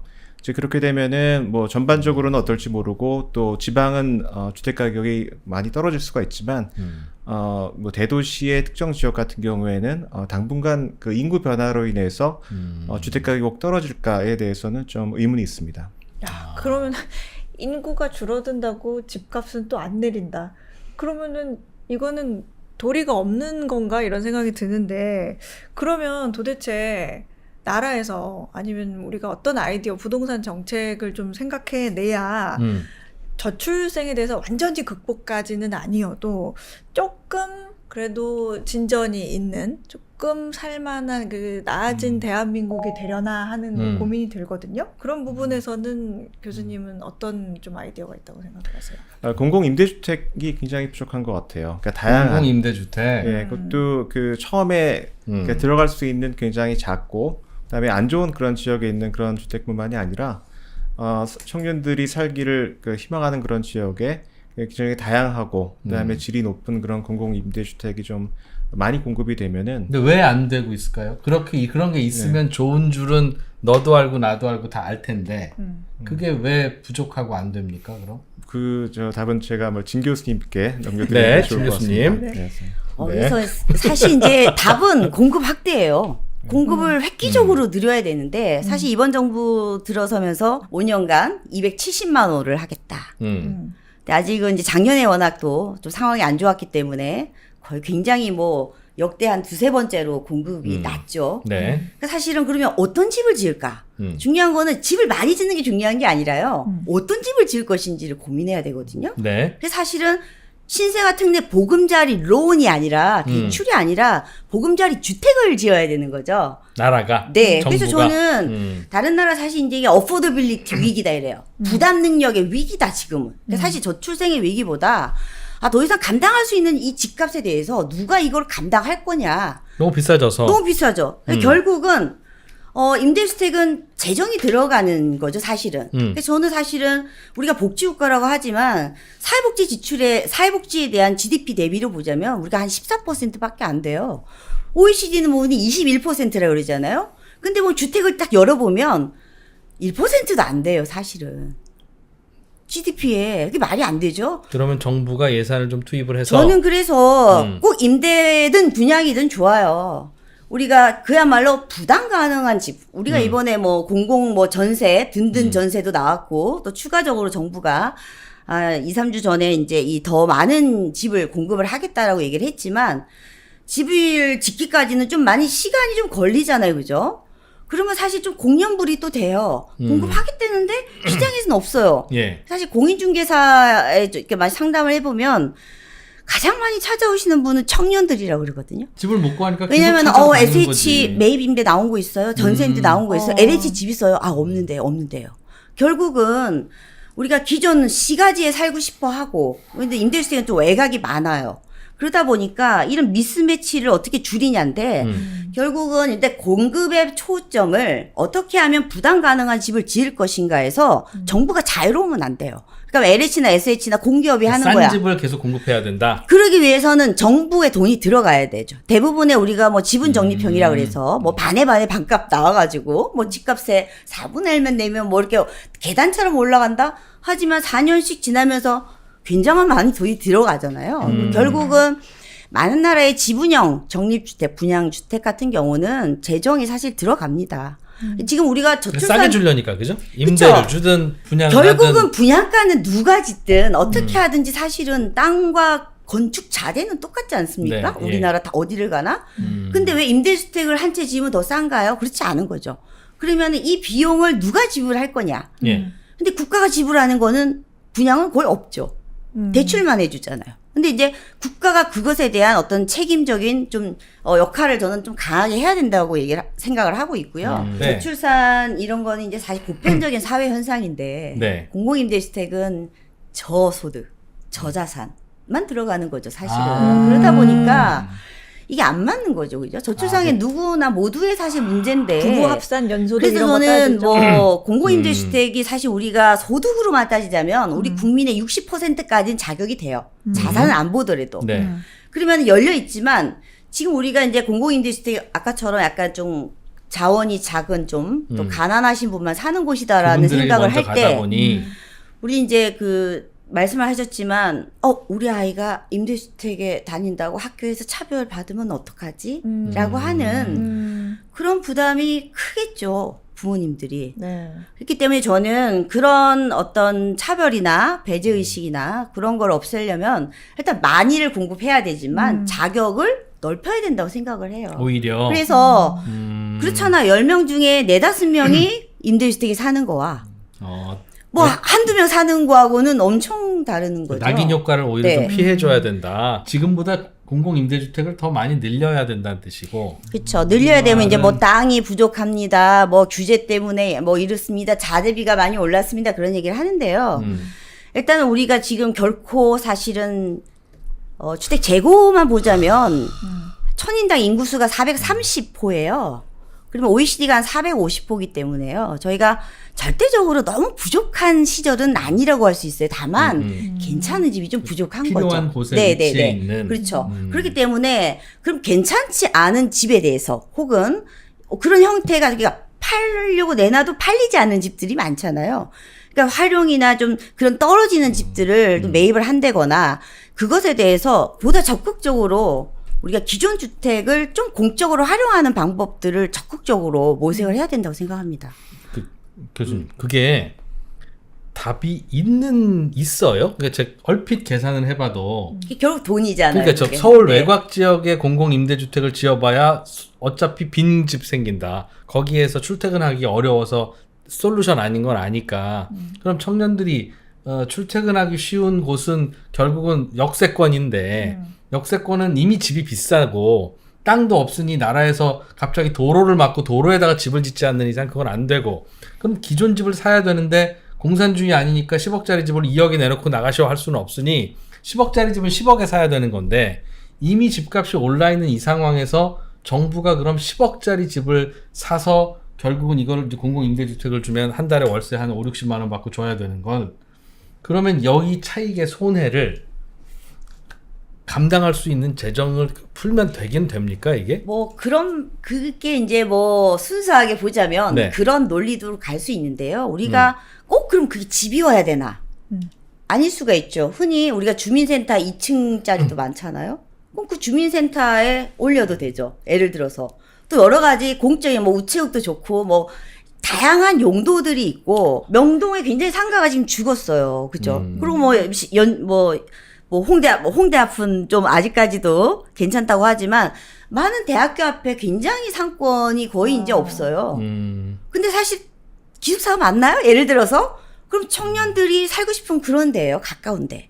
근데 상권이 학생들이 또 안 오니까 집값이 비싸게 또 나가고 또 이제 소비 패턴도 바뀌었고 온라인 쇼핑을 한다거나 여러 가지 이 MZ 세대들의 이 소비 문화도 달라졌잖아요. 네. 그러면 그런 지역에서 좀 공적인 개입을 해서 결국 용도의 문제거든요. 이거 상가, 상업 지역이에요. 주거 지역으로 바꿔야 되는 거예요. 예를 들어서 바꿔서 뭐 이거 준주거 허용해주면 그렇죠. 된다. 그러니까 그건 결국은 아이디어네요.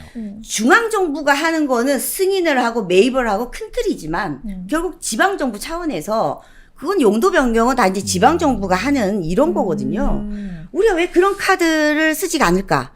저는 적극적인 대응이 좀 부족하다 이렇게 봅니다. 도시에 어떻게 그러면 공공임대주택을 공급할 수 있을까에 그렇습니다. 대해서는 예. 여러 가지 좀 창의적인 아이디어가 좀 필요한 것 같아요. 그러니까 싱가포르처럼 굉장히 작은 그런 국가 같은 경우에는 이 토지를 굉장히 좀 창의적으로 활용하는 면이 많거든요. 어떡해요? 철도가 있을 때 철도 위에다가 하나를 씌워가지고 그 위에다가 뭐 건물을 짓는 방법이라든가, 얼마 전에 그 당의 그 대표들께서 철도 지하화를 뭐 해야 된다는 그런 공약을 하셨잖아요.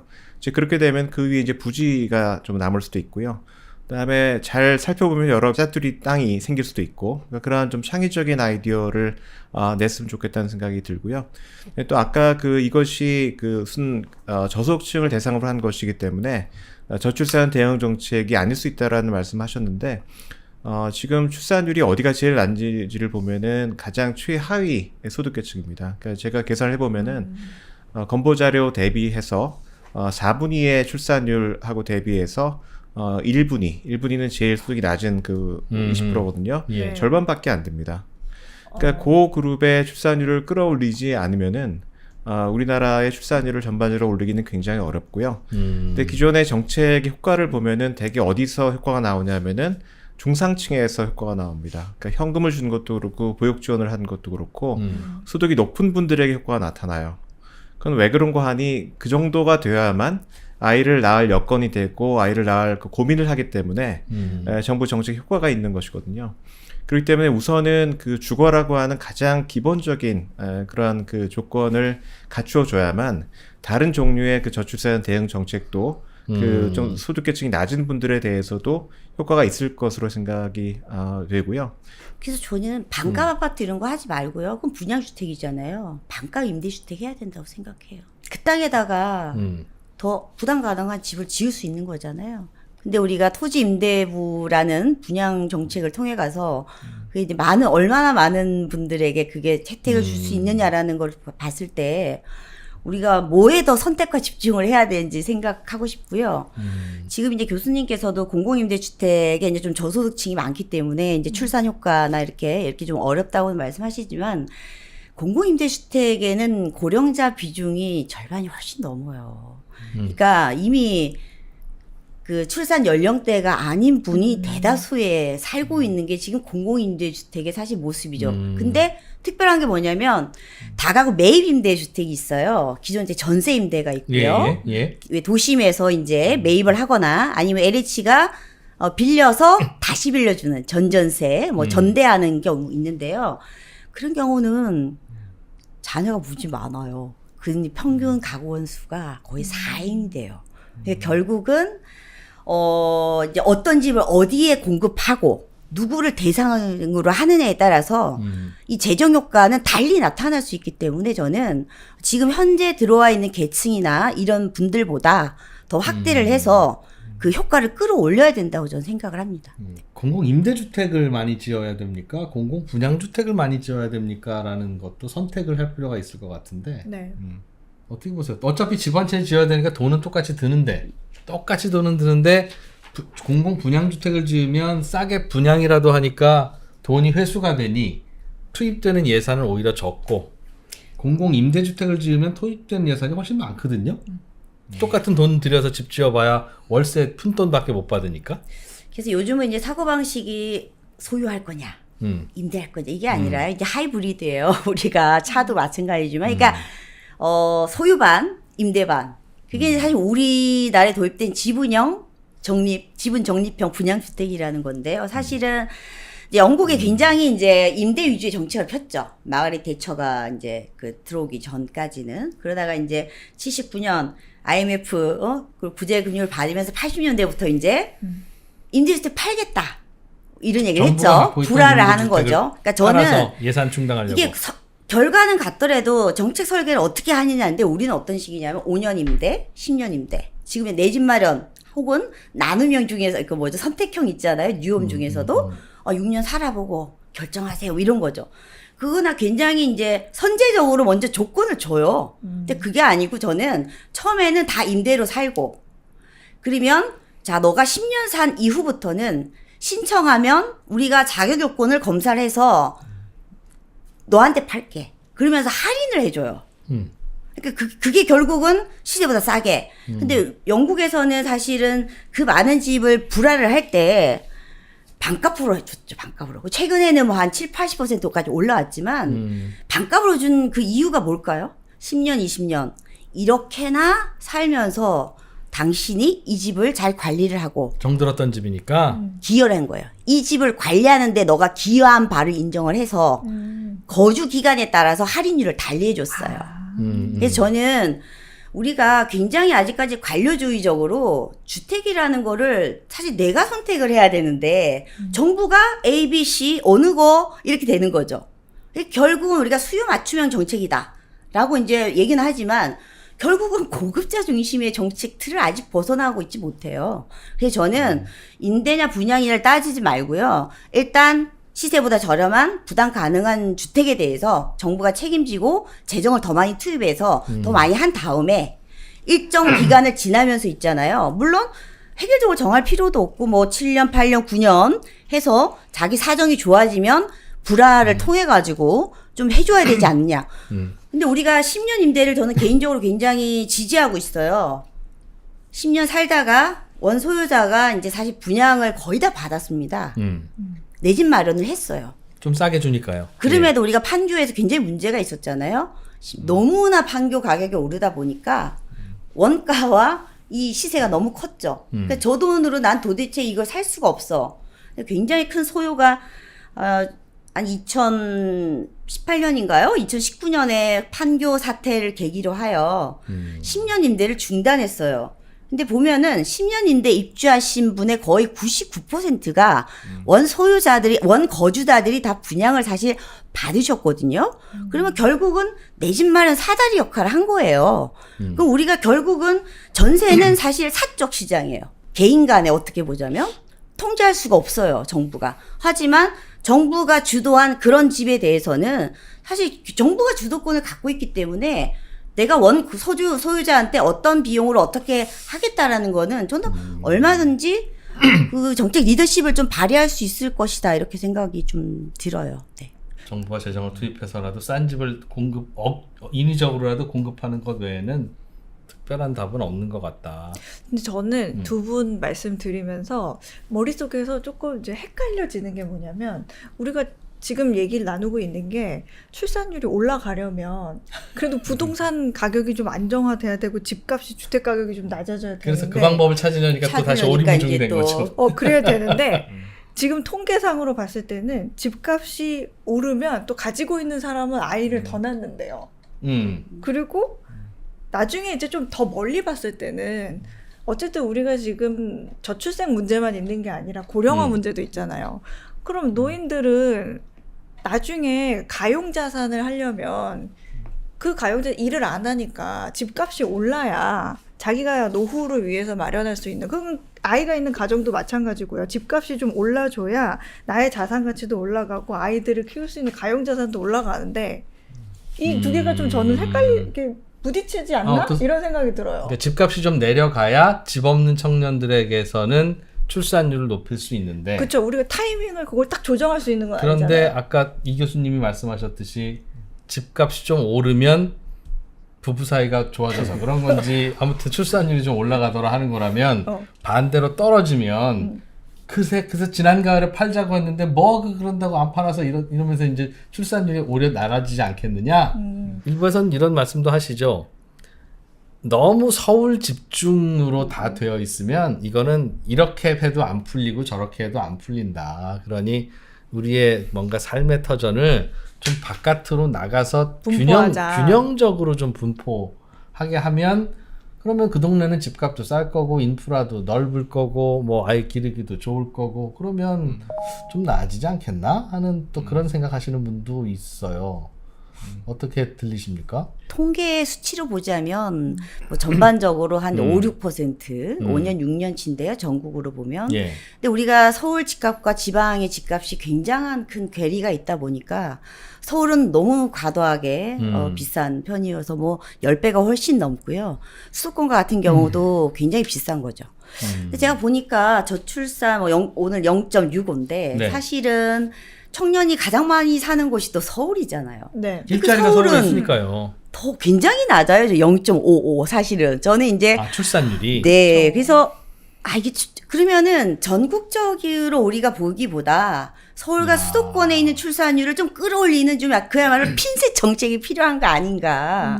왜냐하면은 사실은 우리가 전체적인 나라 전체로 우리가 이걸 평균으로 보기보다는 이 0.65까지 도래하기에 가장 큰 기여는 저는 서울이 했다고 봐요. 서울은 인구가 줄어들고 경기도는 늘지만 예. 경기도가 늘은 이유는 합치면 같이 서울에서 밀려온 청년들의 그렇습니다. 보금자리가 되고 있잖아요.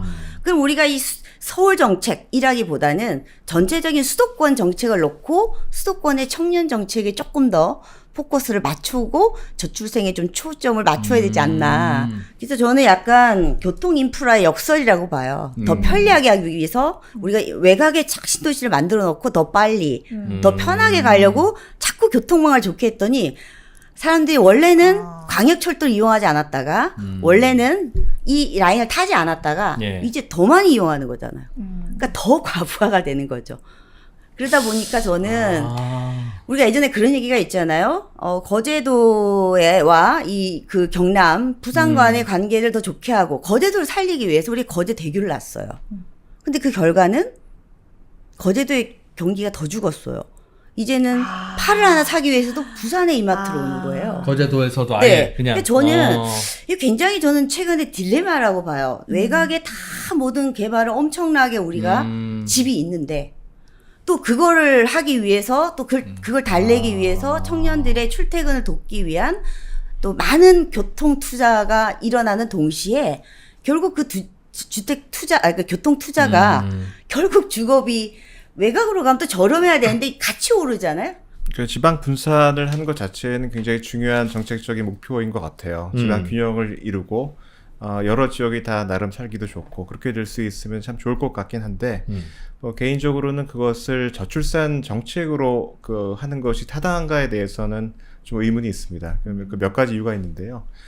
지금 저출산 문제가 심각하고 5년, 10년이 골든타임이라고 얘기를 하는데 이 지방 분산 문제는 그렇게 단기적으로 생각하는 문제는 아닙니다. 지금 아무리 열심히 노력을 해도 한 20년, 30년을 보고 추진할 그런 문제인 것 같고요. 그렇다고 한다면은 장기적으로는 지금 젊은 분들은 그때가 되면 뭐 50대, 60대가 될 것이고 예. 그렇기 때문에 지금 단기나 중기적으로는 그렇게 실효성이 없는 정책이라고 할 수가 있겠고요.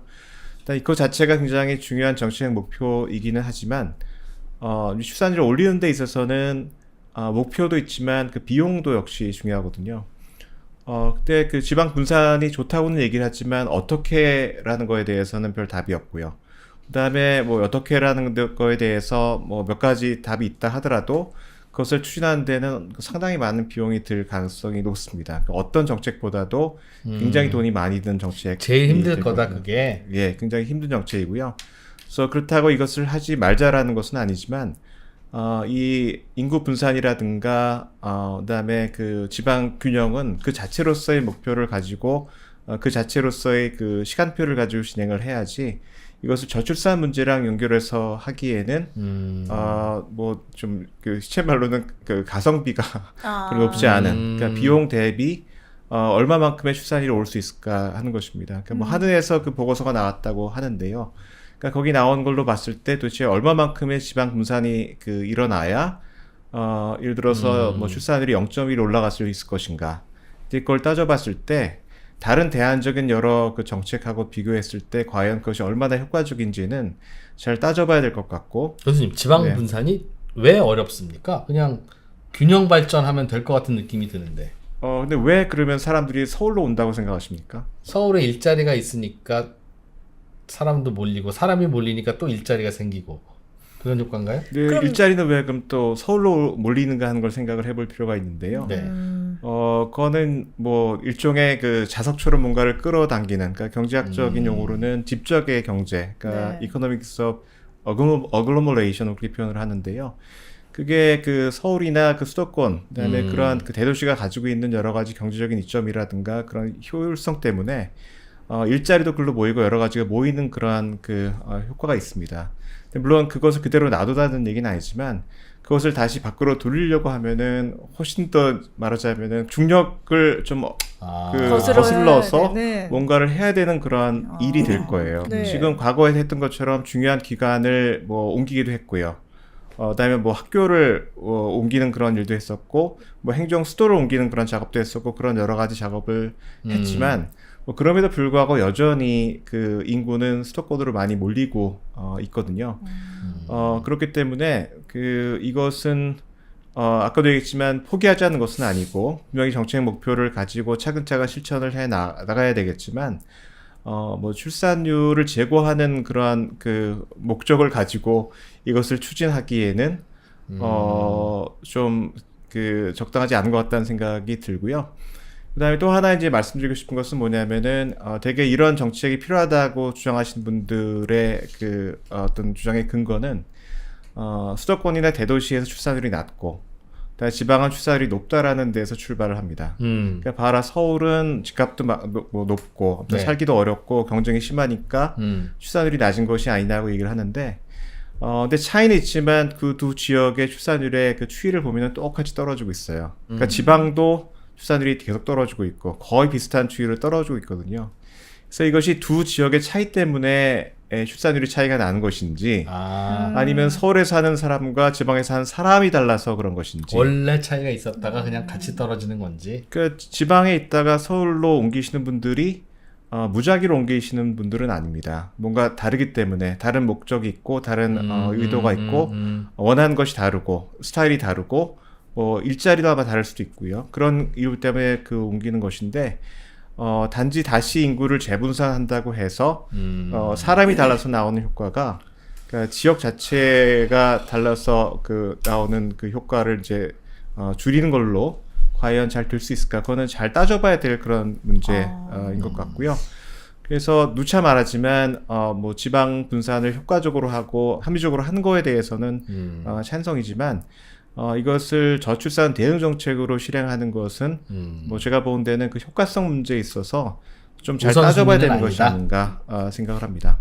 그 일본 같은 사례를 보면 기업들이 지방으로 이렇게 가주면서 세금 혜택 받고 그러면서 직장인들 이제 손 들어주세요 하면서 같이 옮기면서 어느 정도 출산율이 올라갔다. 뭐 그런 그리고 커뮤니티가 점점 형성이 됐고 고령화에도 뭐 도움이 됐다. 이런 사례들이 간혹 있기는 한데 네. 그러기에는 어쨌든 사람들 자체가 아이를 안 낳으려고 하니 분산되고 가도 소용이 없다. 이런 말로 뭐 이해를 제가 해도 소용이 될까요? 없다는 말씀을 드리는 것은 아니고요. 네. 근데 그렇게 분산을 하기 위한 노력에는 분명히 여러 가지 그 비용과 노력이 그렇죠. 들어가는 것이거든요. 그 연비가 떨어질 거란 말씀. 예, 왜냐하면 저출산 대응 정책에는 굉장히 다양한 정책이 있을 수가 있습니다. 근데 그래서 그 중에 어떤 그 조합으로 가고 어떤 것에 더 많은 재원을 투입할 것이고 하는 것은 얼마나 중요한 문제고 저출산을 막는 문제냐도 중요하지만 그 일을 했을 때 실제로 효과가 나타날 것인가도 곰곰이 따져봐야 되고 그걸 하는데 얼마만큼의 비용이 들어갈 것인가 얼마나 오랜 세월이 걸릴 것인가 하는 것도 같이 따져서 선택을 해야 될 문제인 것 같거든요. 그래서 분명히 이제 이런 지방 분산 문제, 지역 불균형 문제가 우리나라 심각한 문제임에는 틀림이 없습니다만 누차 말하지만 이것이 과연 우선순위의 그 탑 리스트에 있을까에 대해서는 뭐 개인적으로는 좀 의문을 가지고 있습니다. 약간 이제 수도권의 인구를 분산하면 집값도 분산될 것이다 라는 어떤 아마 그런 가정이 전제된 거. 그래서 말씀드린 네, 거예요. 근데 네. 아니죠. 그게 어떻게 됐냐면 저희가 이제 사실은 혁신도시라고 지금 이제 공공기관 지방 이전이 마무리가 돼서 한 10개 전국의 혁신도시가 있습니다. 그러니까 공공기관들하고 이제 뭐 국민연금도 이사가고 많이 갔는데 결국은 지금 몇 년이 지나서 어떤 효과가 나타나냐면 우리가 분당이 맨 처음에 들어섰을 때 성남의 분당과 그 외 이렇게 막 나뉘었던 이런 얘기가 있듯이 지금 혁신도시가 이전에 간 많은 도시들이 너무나 사실 비싸게 많이 올랐고요. 그래서 과연 그게 인구를 분산한다고 했을 땐 분산의 명분이 있어야 되기 때문에 네. 그때도 도시 조성이라는 걸 함께 가지고 간 거죠. 네. 근데 사실은 도시를 잘 조성하고 좋은 집을 많이 지은 건 그건 참 좋았는데 결국은 사실은 가격이 오르는 거잖아요. 그렇기 때문에 전체적으로 그 지역 전체적인 집값을 끌어올리는 효과를 한 거라고 저는 생각이 들어요. 두 분 말씀은 지방 분산을 위해 노력하는 건 진 교수님이 말씀하시는 부작용 그리고 이 교수님이 언급해 주신 비용 대비 효과 면에서 뭐 그리 좋은 아이디어는 아닌 것 같다는 걸로 의견이 모아지네요. 근데 그런 얘기 있었잖아요, 교수님. 서울대학을 지방으로 보내야 된다. 이렇게 스카이를 뭐 지방으로 보내면 된다. 이런 얘기도 막 나왔었고 그랬잖아요. 결국은 이제 우수한 인재들이 이제 학교를 가야 되니까 이제 자꾸 서울로 몰리는 이런 현상이 있다고 이제 말씀을 주신 분도 계신데요. 그런가요? 세계적 추세이기도 네. 하죠, 몰리는 게. 저는 뭐 제가 서울대학에 있습니다만 그러니까 원론적으로 봤을 때 학교를 옮기는 것이 사실은 뭐 효과가 있는 그런 정책이라고 생각이 들고요. 가성비 좋아요, 그게? 가성비 괜찮아요? 왜 그러냐면은 다른 그런 정책 이렇게 아까도 말씀드렸던 것처럼 수도권이나 서울에 몰리는 것은 여러 그런 기관이라든가 그 사이에 그 네트워크가 굉장히 중요하고 일자리. 같이 모여 있어야지 그 시너지가 있고 하는 그런 것이 있고요. 그건 학교도 물론 그런 게 있습니다. 학교도 일제가 있거나 다른 기관이 있거나 뭐 예를 들어서 미국 워싱턴 같은 경우에 거기 있는 대학 같은 경우에는 뭐 관가하고 밀접한 그런 관계를 맺기도 하고 세종으로 내려와서 세종에 있는 대학들 같은 경우에는 역시 또 이러한 그 관가하고 또 밀접한 관련을 맺으면서 그러한 네트워킹을 할 수가 있는데 학교는 뭐 제가 보건대는 기업이라든가 다른 그 기관에 비해서는 이제 그게 좀 덜 중요한 기관이 아닌가 싶어요. 그 국외 사례를 봐도 그렇고요. 직접 효과가 그나마 덜 필요한. 그나마 덜 필요한 것이고 또 거기 뭐 들어왔다가 또 생들은 나가는 것이고 물론 이제 교수를 계속 거기 가서 있어야 되는 면이 있겠지만 그러니까 원론적으로 말씀을 드리면은 뭐 그런 것 같습니다. 지방 불균형 완화하는 데 있어서 그러니까 두 가지 흐름이 있어요. 그러니까 모든 그 지역을 다 살리려고 하는, 그러니까 인구가 더 많이 줄고 더 쇠락하는 지역일수록 더 많이 지원을 하는 이제 그런 방향이 하나가 있고 하나는 이제 거점 도시를 중심으로 해서 거기를 발전시켜서 그 배후 지역까지 좀 혜택을 주려고 하는 그런 정책이 있는데 지방에서도 될 것만 밀어주자 이거죠. 예, 물론 어떤 지방에 고향을 가지고 계신 분들 같은 경우에는 그 지역의 인구가 좀 줄어서 거의 사라져가는 것이 굉장히 가슴 아픈 일이지만 모든 지역을 다 살리겠다고 하는 것은 어느 지역도 안 살리겠다는 것과 똑같은 그런 얘기거든요. 네. 그래서 어떤 면에서는 지금 인구 감소가 그렇게 심각하지 않고 오히려 여러 가지 그 잠재력이 많은 그러한 곳을 중심으로 해서 지역 분산을 이루는 것이 훨씬 더 나은 것 같고 그런 도시 같은 경우에는 뭐 기업이 들어간다거나 지금 말씀하신 것처럼 학교나 기관이 들어가서 그런 어느 정도의 인구 분산이 일어나는 것이 아까 말씀드린 것처럼 굉장히 뭐 그것보다는 좀 짧은 시간이 걸리고 뭐 비용 대비 효과도 어느 정도 있을 것 같고요. 그래서 그런 것들은 뭐 중장기적인 계획을 가지고 좀 실행해 나가는 것이 필요하다고 생각합니다. 교수님들이 야 이건 좀 사실은 효과는 좀 있을 것 같은데 어려운데 라는 게 있더라도 저희가 그 뭐 헌법 바꿀 정신이라면 뭘 못하겠습니까?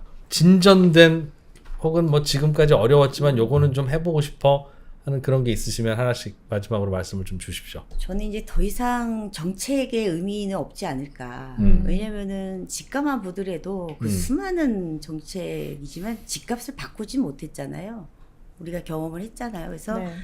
저는 이 저출산이 사실은 뭐 오늘 내일의 일이 어제 오늘의 일이 아니라 한 20년 넘게 계속 거의 한 번도 반등한 적이 없더라고요. 제가 보니까. 소수점 몇 개 좀 바뀌었을까? 출산율이? 네. 학교 출산율이 계속 지속적으로 내려왔거든요.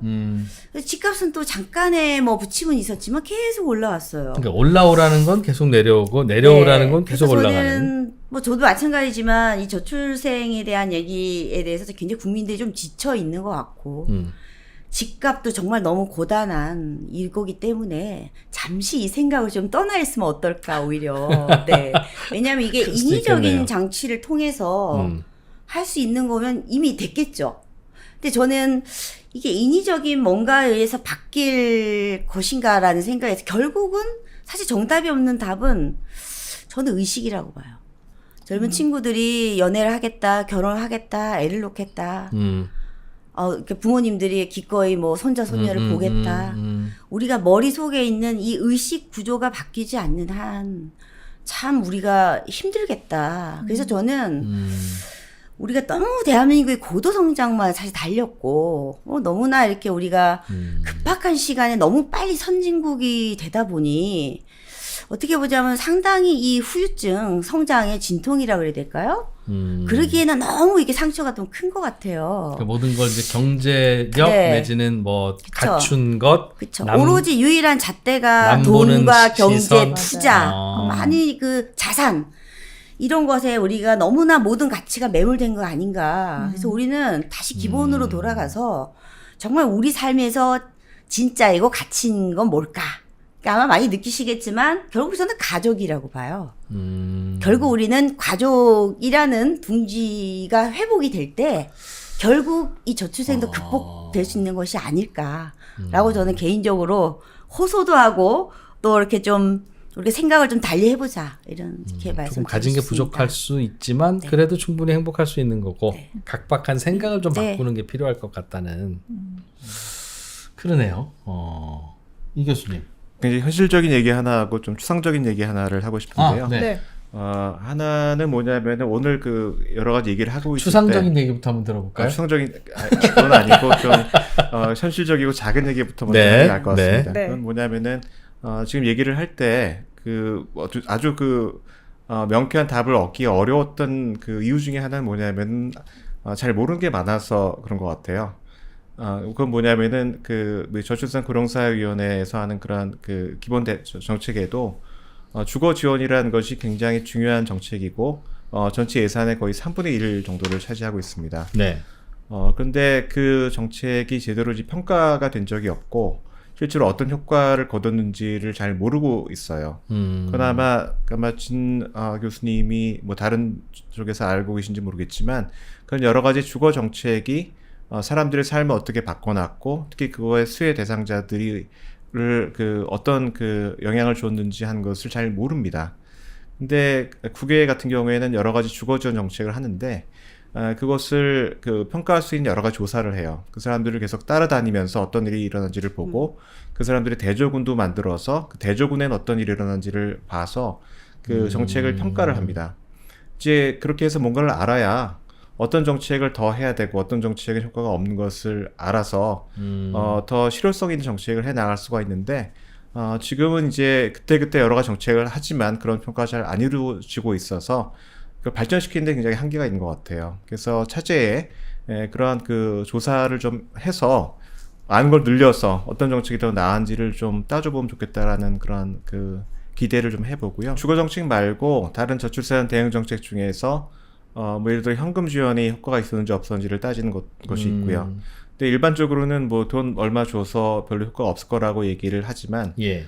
실제로 데이터를 가지고 분석을 해보면은 적어도 일부 계층, 아까 얘기한 뭐 한 4분의 2에 있어서는 현금을 뭐 예를 들어 100만 원 더 줬을 때 출산율이 뭐 몇 프로 오른다라고 하는 그런 그 결과가 나온 걸 볼 수가 있고요. 4분이면 약간 소득은 좀 있는 분들인데. 중상층입니다. 거기서만 나타납니다. 아, 그분들이 오히려 돈 받으면 그게 출산율로 연결되고. 그거는 어떻게 해석을 할 수가 있냐면은 그분들은 어느 만큼 여건이 되고 날 의사도 있는 분들이거든요.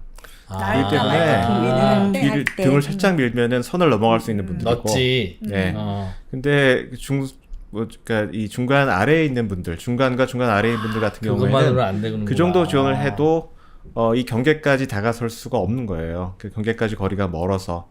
이제 그런 종류의 그 정보를 알게 되면은 뭘 더 해야 되는지, 아니면 뭐가 효과가 있는지 없는지 하는 것을 좀 따져볼 수가 있을 것 같고요. 그러니까 아까 주거지원 정책도 마찬가지입니다. 거기에 대해서 청년들이 얼마나 만족하는지, 뭐가 불만인지, 또 실제로 그것을 받은 사람들이 나중에 뭐 그 아이도 더 갖는 그런 선택을 했는지를 지금 잘 몰라요.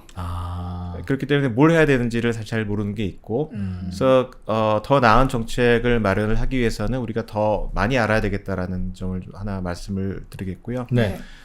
두 번째는 한국의 저출산이라고 하는 것은 그 자체가 지금 문제가 되기 때문에 막 얘기를 하지만 그 이전에 그게 우리 사회가 가지고 있는 여러 가지 문제의 증상을 보여주는 거라고 생각을 합니다. 결과이자 증상을 보여주는 것이고요.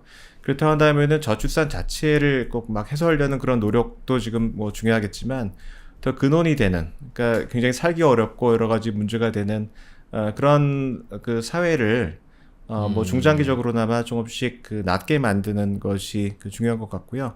특히 주거라고 하는 것은 사실 기본권에 해당이 됩니다. 그러니까 그게 불안해서는 뭐 미래를 어떻게 설계할 수도 없고, 그다음에 뭐 아이를 낳아서 나중에 잘 길러야 되겠다는 그러한 생각을 하기도 굉장히 어려운 것이거든요. 그래서 뭐 일단 출산이라는 문제를 넘어서 일단은 그 주거라고 하는 그 기본적인 좀 권리를 좀 보장할 수 있는 이제 그런 사회로 가는 것이 뭐 중장기적으로는 뭐 결혼도 하고 아이도 낳을 수 있는 그런 여건이 되는 사회로 가는 것이 아닌가 그런 생각을 해봅니다. 주거는 중요하고 필요한 것이긴 하나 그걸 저출산 정책에도 연결시키면 조금 더 오히려 혼란과 소음은 있을 수 있을 것 같다. 네. 중요하지 않은 것은 아니지만 그런 말씀 주셨네요. 국가 차원에서 저출생과 주택을 연결한다 이런 거는 사실은 중앙정부 차원에서의 정책은 좀 드물지만 미국에도 보면 이제 주별로 뭐 많이 정책들이 도시별 주별로 작은 공간 단위에서는 굉장히 많은데요. 하나 결과를 보면은 사실 이제 집이 일정치 않은 이런 젊은 분들에게 사실은 거기 말로 루프 정책이라고 해요. 현금을 주느냐, 캐시를 줄 거냐, 지붕을 줄 거냐. 결국은 루프, 지붕을 줬더니 가정을 꾸리더라. 이게 사실 결론이거든요. 그래서 우리가 많은 집이 불안정하신 분들에게 현금을 줘서 좀 더 임대료를 내라고 하는 방식과 그다음에 사실은 어떤 현관문 열쇠라 그래요. 그래서 홈키 뭐 프로그램이라든지 여러 가지로 집을 주는 것이 오히려 더 낫느냐라는 거에서 사실 후자죠. 역시나 루프가 최고더라라고 있는데 역시 이제 루프에는 많은 돈이 들어가고 있는 거죠. 사실은 그 집 한 채가 되다 보니까 결국은 또 재정 문제로 결론이 나지만요. 어쨌든 국가가 이제 주거권이라고 했을 때는 사실은 주거 권리를 보장하기 위해서 우리가 그럼 주거에는 얼마나 돈을 쓰고 있을까라고 보면 굉장히 낮다는 거죠. 네, 그래서 결국은 우리가 뭐 그 어떤 것도 아니고 이제 이 우리를 떠받치고 있는 사실 우리 복지국가를 떠받치고 있는 이 큰 기둥이잖아요. 집이라는 게 집, 의료, 뭐 사회, 교육 이게 정말 우리의 정말 이 대계를 이어가는 건데 자녀가 태어나지도 않고 그럼 교육 기반도 이게 약해지겠죠. 결국은 우리 기반 자체가 무너지는 거잖아요. 그런 점에서 저는 정부가 주택에 대한 투자를 늘리지 않고 어떻게 교육이 안전할 수 있다고 바랄 수 있죠? 그래서 저는 그것이 교육이 먼저냐 집이 먼저냐 사실 저는 집이 먼저라고 봐요. 네. 그래서 우리가 지금 이제 재정의 우선순위라든지 그런 것들을 우리가 민간 시장에 의존해서 분양 아파트만 많이 지어라. 집을 늘리겠다. 시장의 힘으로 짓는 거잖아요. 그 역시나 어려운 상황에 경기가 좋지 않고 인플레 시절에 시장이 움직이질 않죠. 우리 계속 이걸 시장에만 맡겨놔서 우리가 문제 해결할 수 있어? 아니라는 거죠. 결국은 계속 시장에 끌려다녔기 때문에 또 저출생이라는 게 온 거잖아요. 그럼 우리가 시장에 맞설 수 있는 이 국가의 힘은 뭐냐 그러면 그건 저는 규제가 아니죠. 그건 시장의 집값을 그 규제라는 게 아니라 보다 더 어떤 버팀목이 필요한가 이런 거에 대해서 저는 좀 반성이 필요할 것 같고요. 이번에도 이제 총선에도 보면 되지만은 저출생 대책이 있습니까? 그래서 우리가 이제 기존의 정치인들과 여러 이제 이분들조차도 역시나 우리가 지금 줄어드는 아이는 당장의 일보다는 나중에 그 아이가 성장했을 때 그 시장, 줄어든 그 시장을 아주 먼 미래라는 거죠. 그러니까 우리가 너무 단기적인 목표와 성취에 너무 이렇게 안주해서 미래에 대해서 아무도 보고자 하지 않는 건 아닌가. 그런 거에 대해서 저는 반성을 좀 해야 된다고 생각합니다. 주택이 의외로 중요하다. 중요하다고 말들은 많이 하지만 진짜 그거보다 한 뼘 더 중요하다. 사실 뭐 이렇게 출산율이라는 게 어느 하나의 이유가 가장 크다 이렇게 하기에는 좀 어렵습니다. 뭐 저한테도 그렇지. 집 사줄 수 있게 할 수 있게 할 테니까 아이 하나 더 낳을래? 라고 하면 선뜻 약간 마음이 조금 동할 것 같긴 하지만 네 라고 하기에는 조금 생각할 문제들이 굉장히 많거든요. 그래서 저희 3프로 TV가 지난 시간에는 보육, 교육 이 얘기 했었고 또 오늘은 또 부동산 정책 이 얘기까지 해보고 또 앞으로도 계속 다양한 분야에서 계속 이야기를 많이 나눌 예정입니다. 지금 우리한테요 인구 문제를 다 잡을 수 있는 마지막 골든 타임이 한 10여 년 정도밖에 안 남았다고 합니다. 네, 정말 어떻게 보면 길면 긴 시간인데 굉장히 짧습니다. 그렇죠. 네, 그래서 우리가 계속 이런 이야기를 나누면서 어떤 해결책이 있을지 함께 고민하는 시간을 계속 가져보도록 하겠습니다. 네. 그런 과정에서 앞으로 또 반등할 수 있는 기회가 있기를 또 희망하면서 오늘은 여기서 마무리하도록 하겠습니다. 함께 해주신 여러분 고맙습니다. 감사합니다. 네, 감사합니다.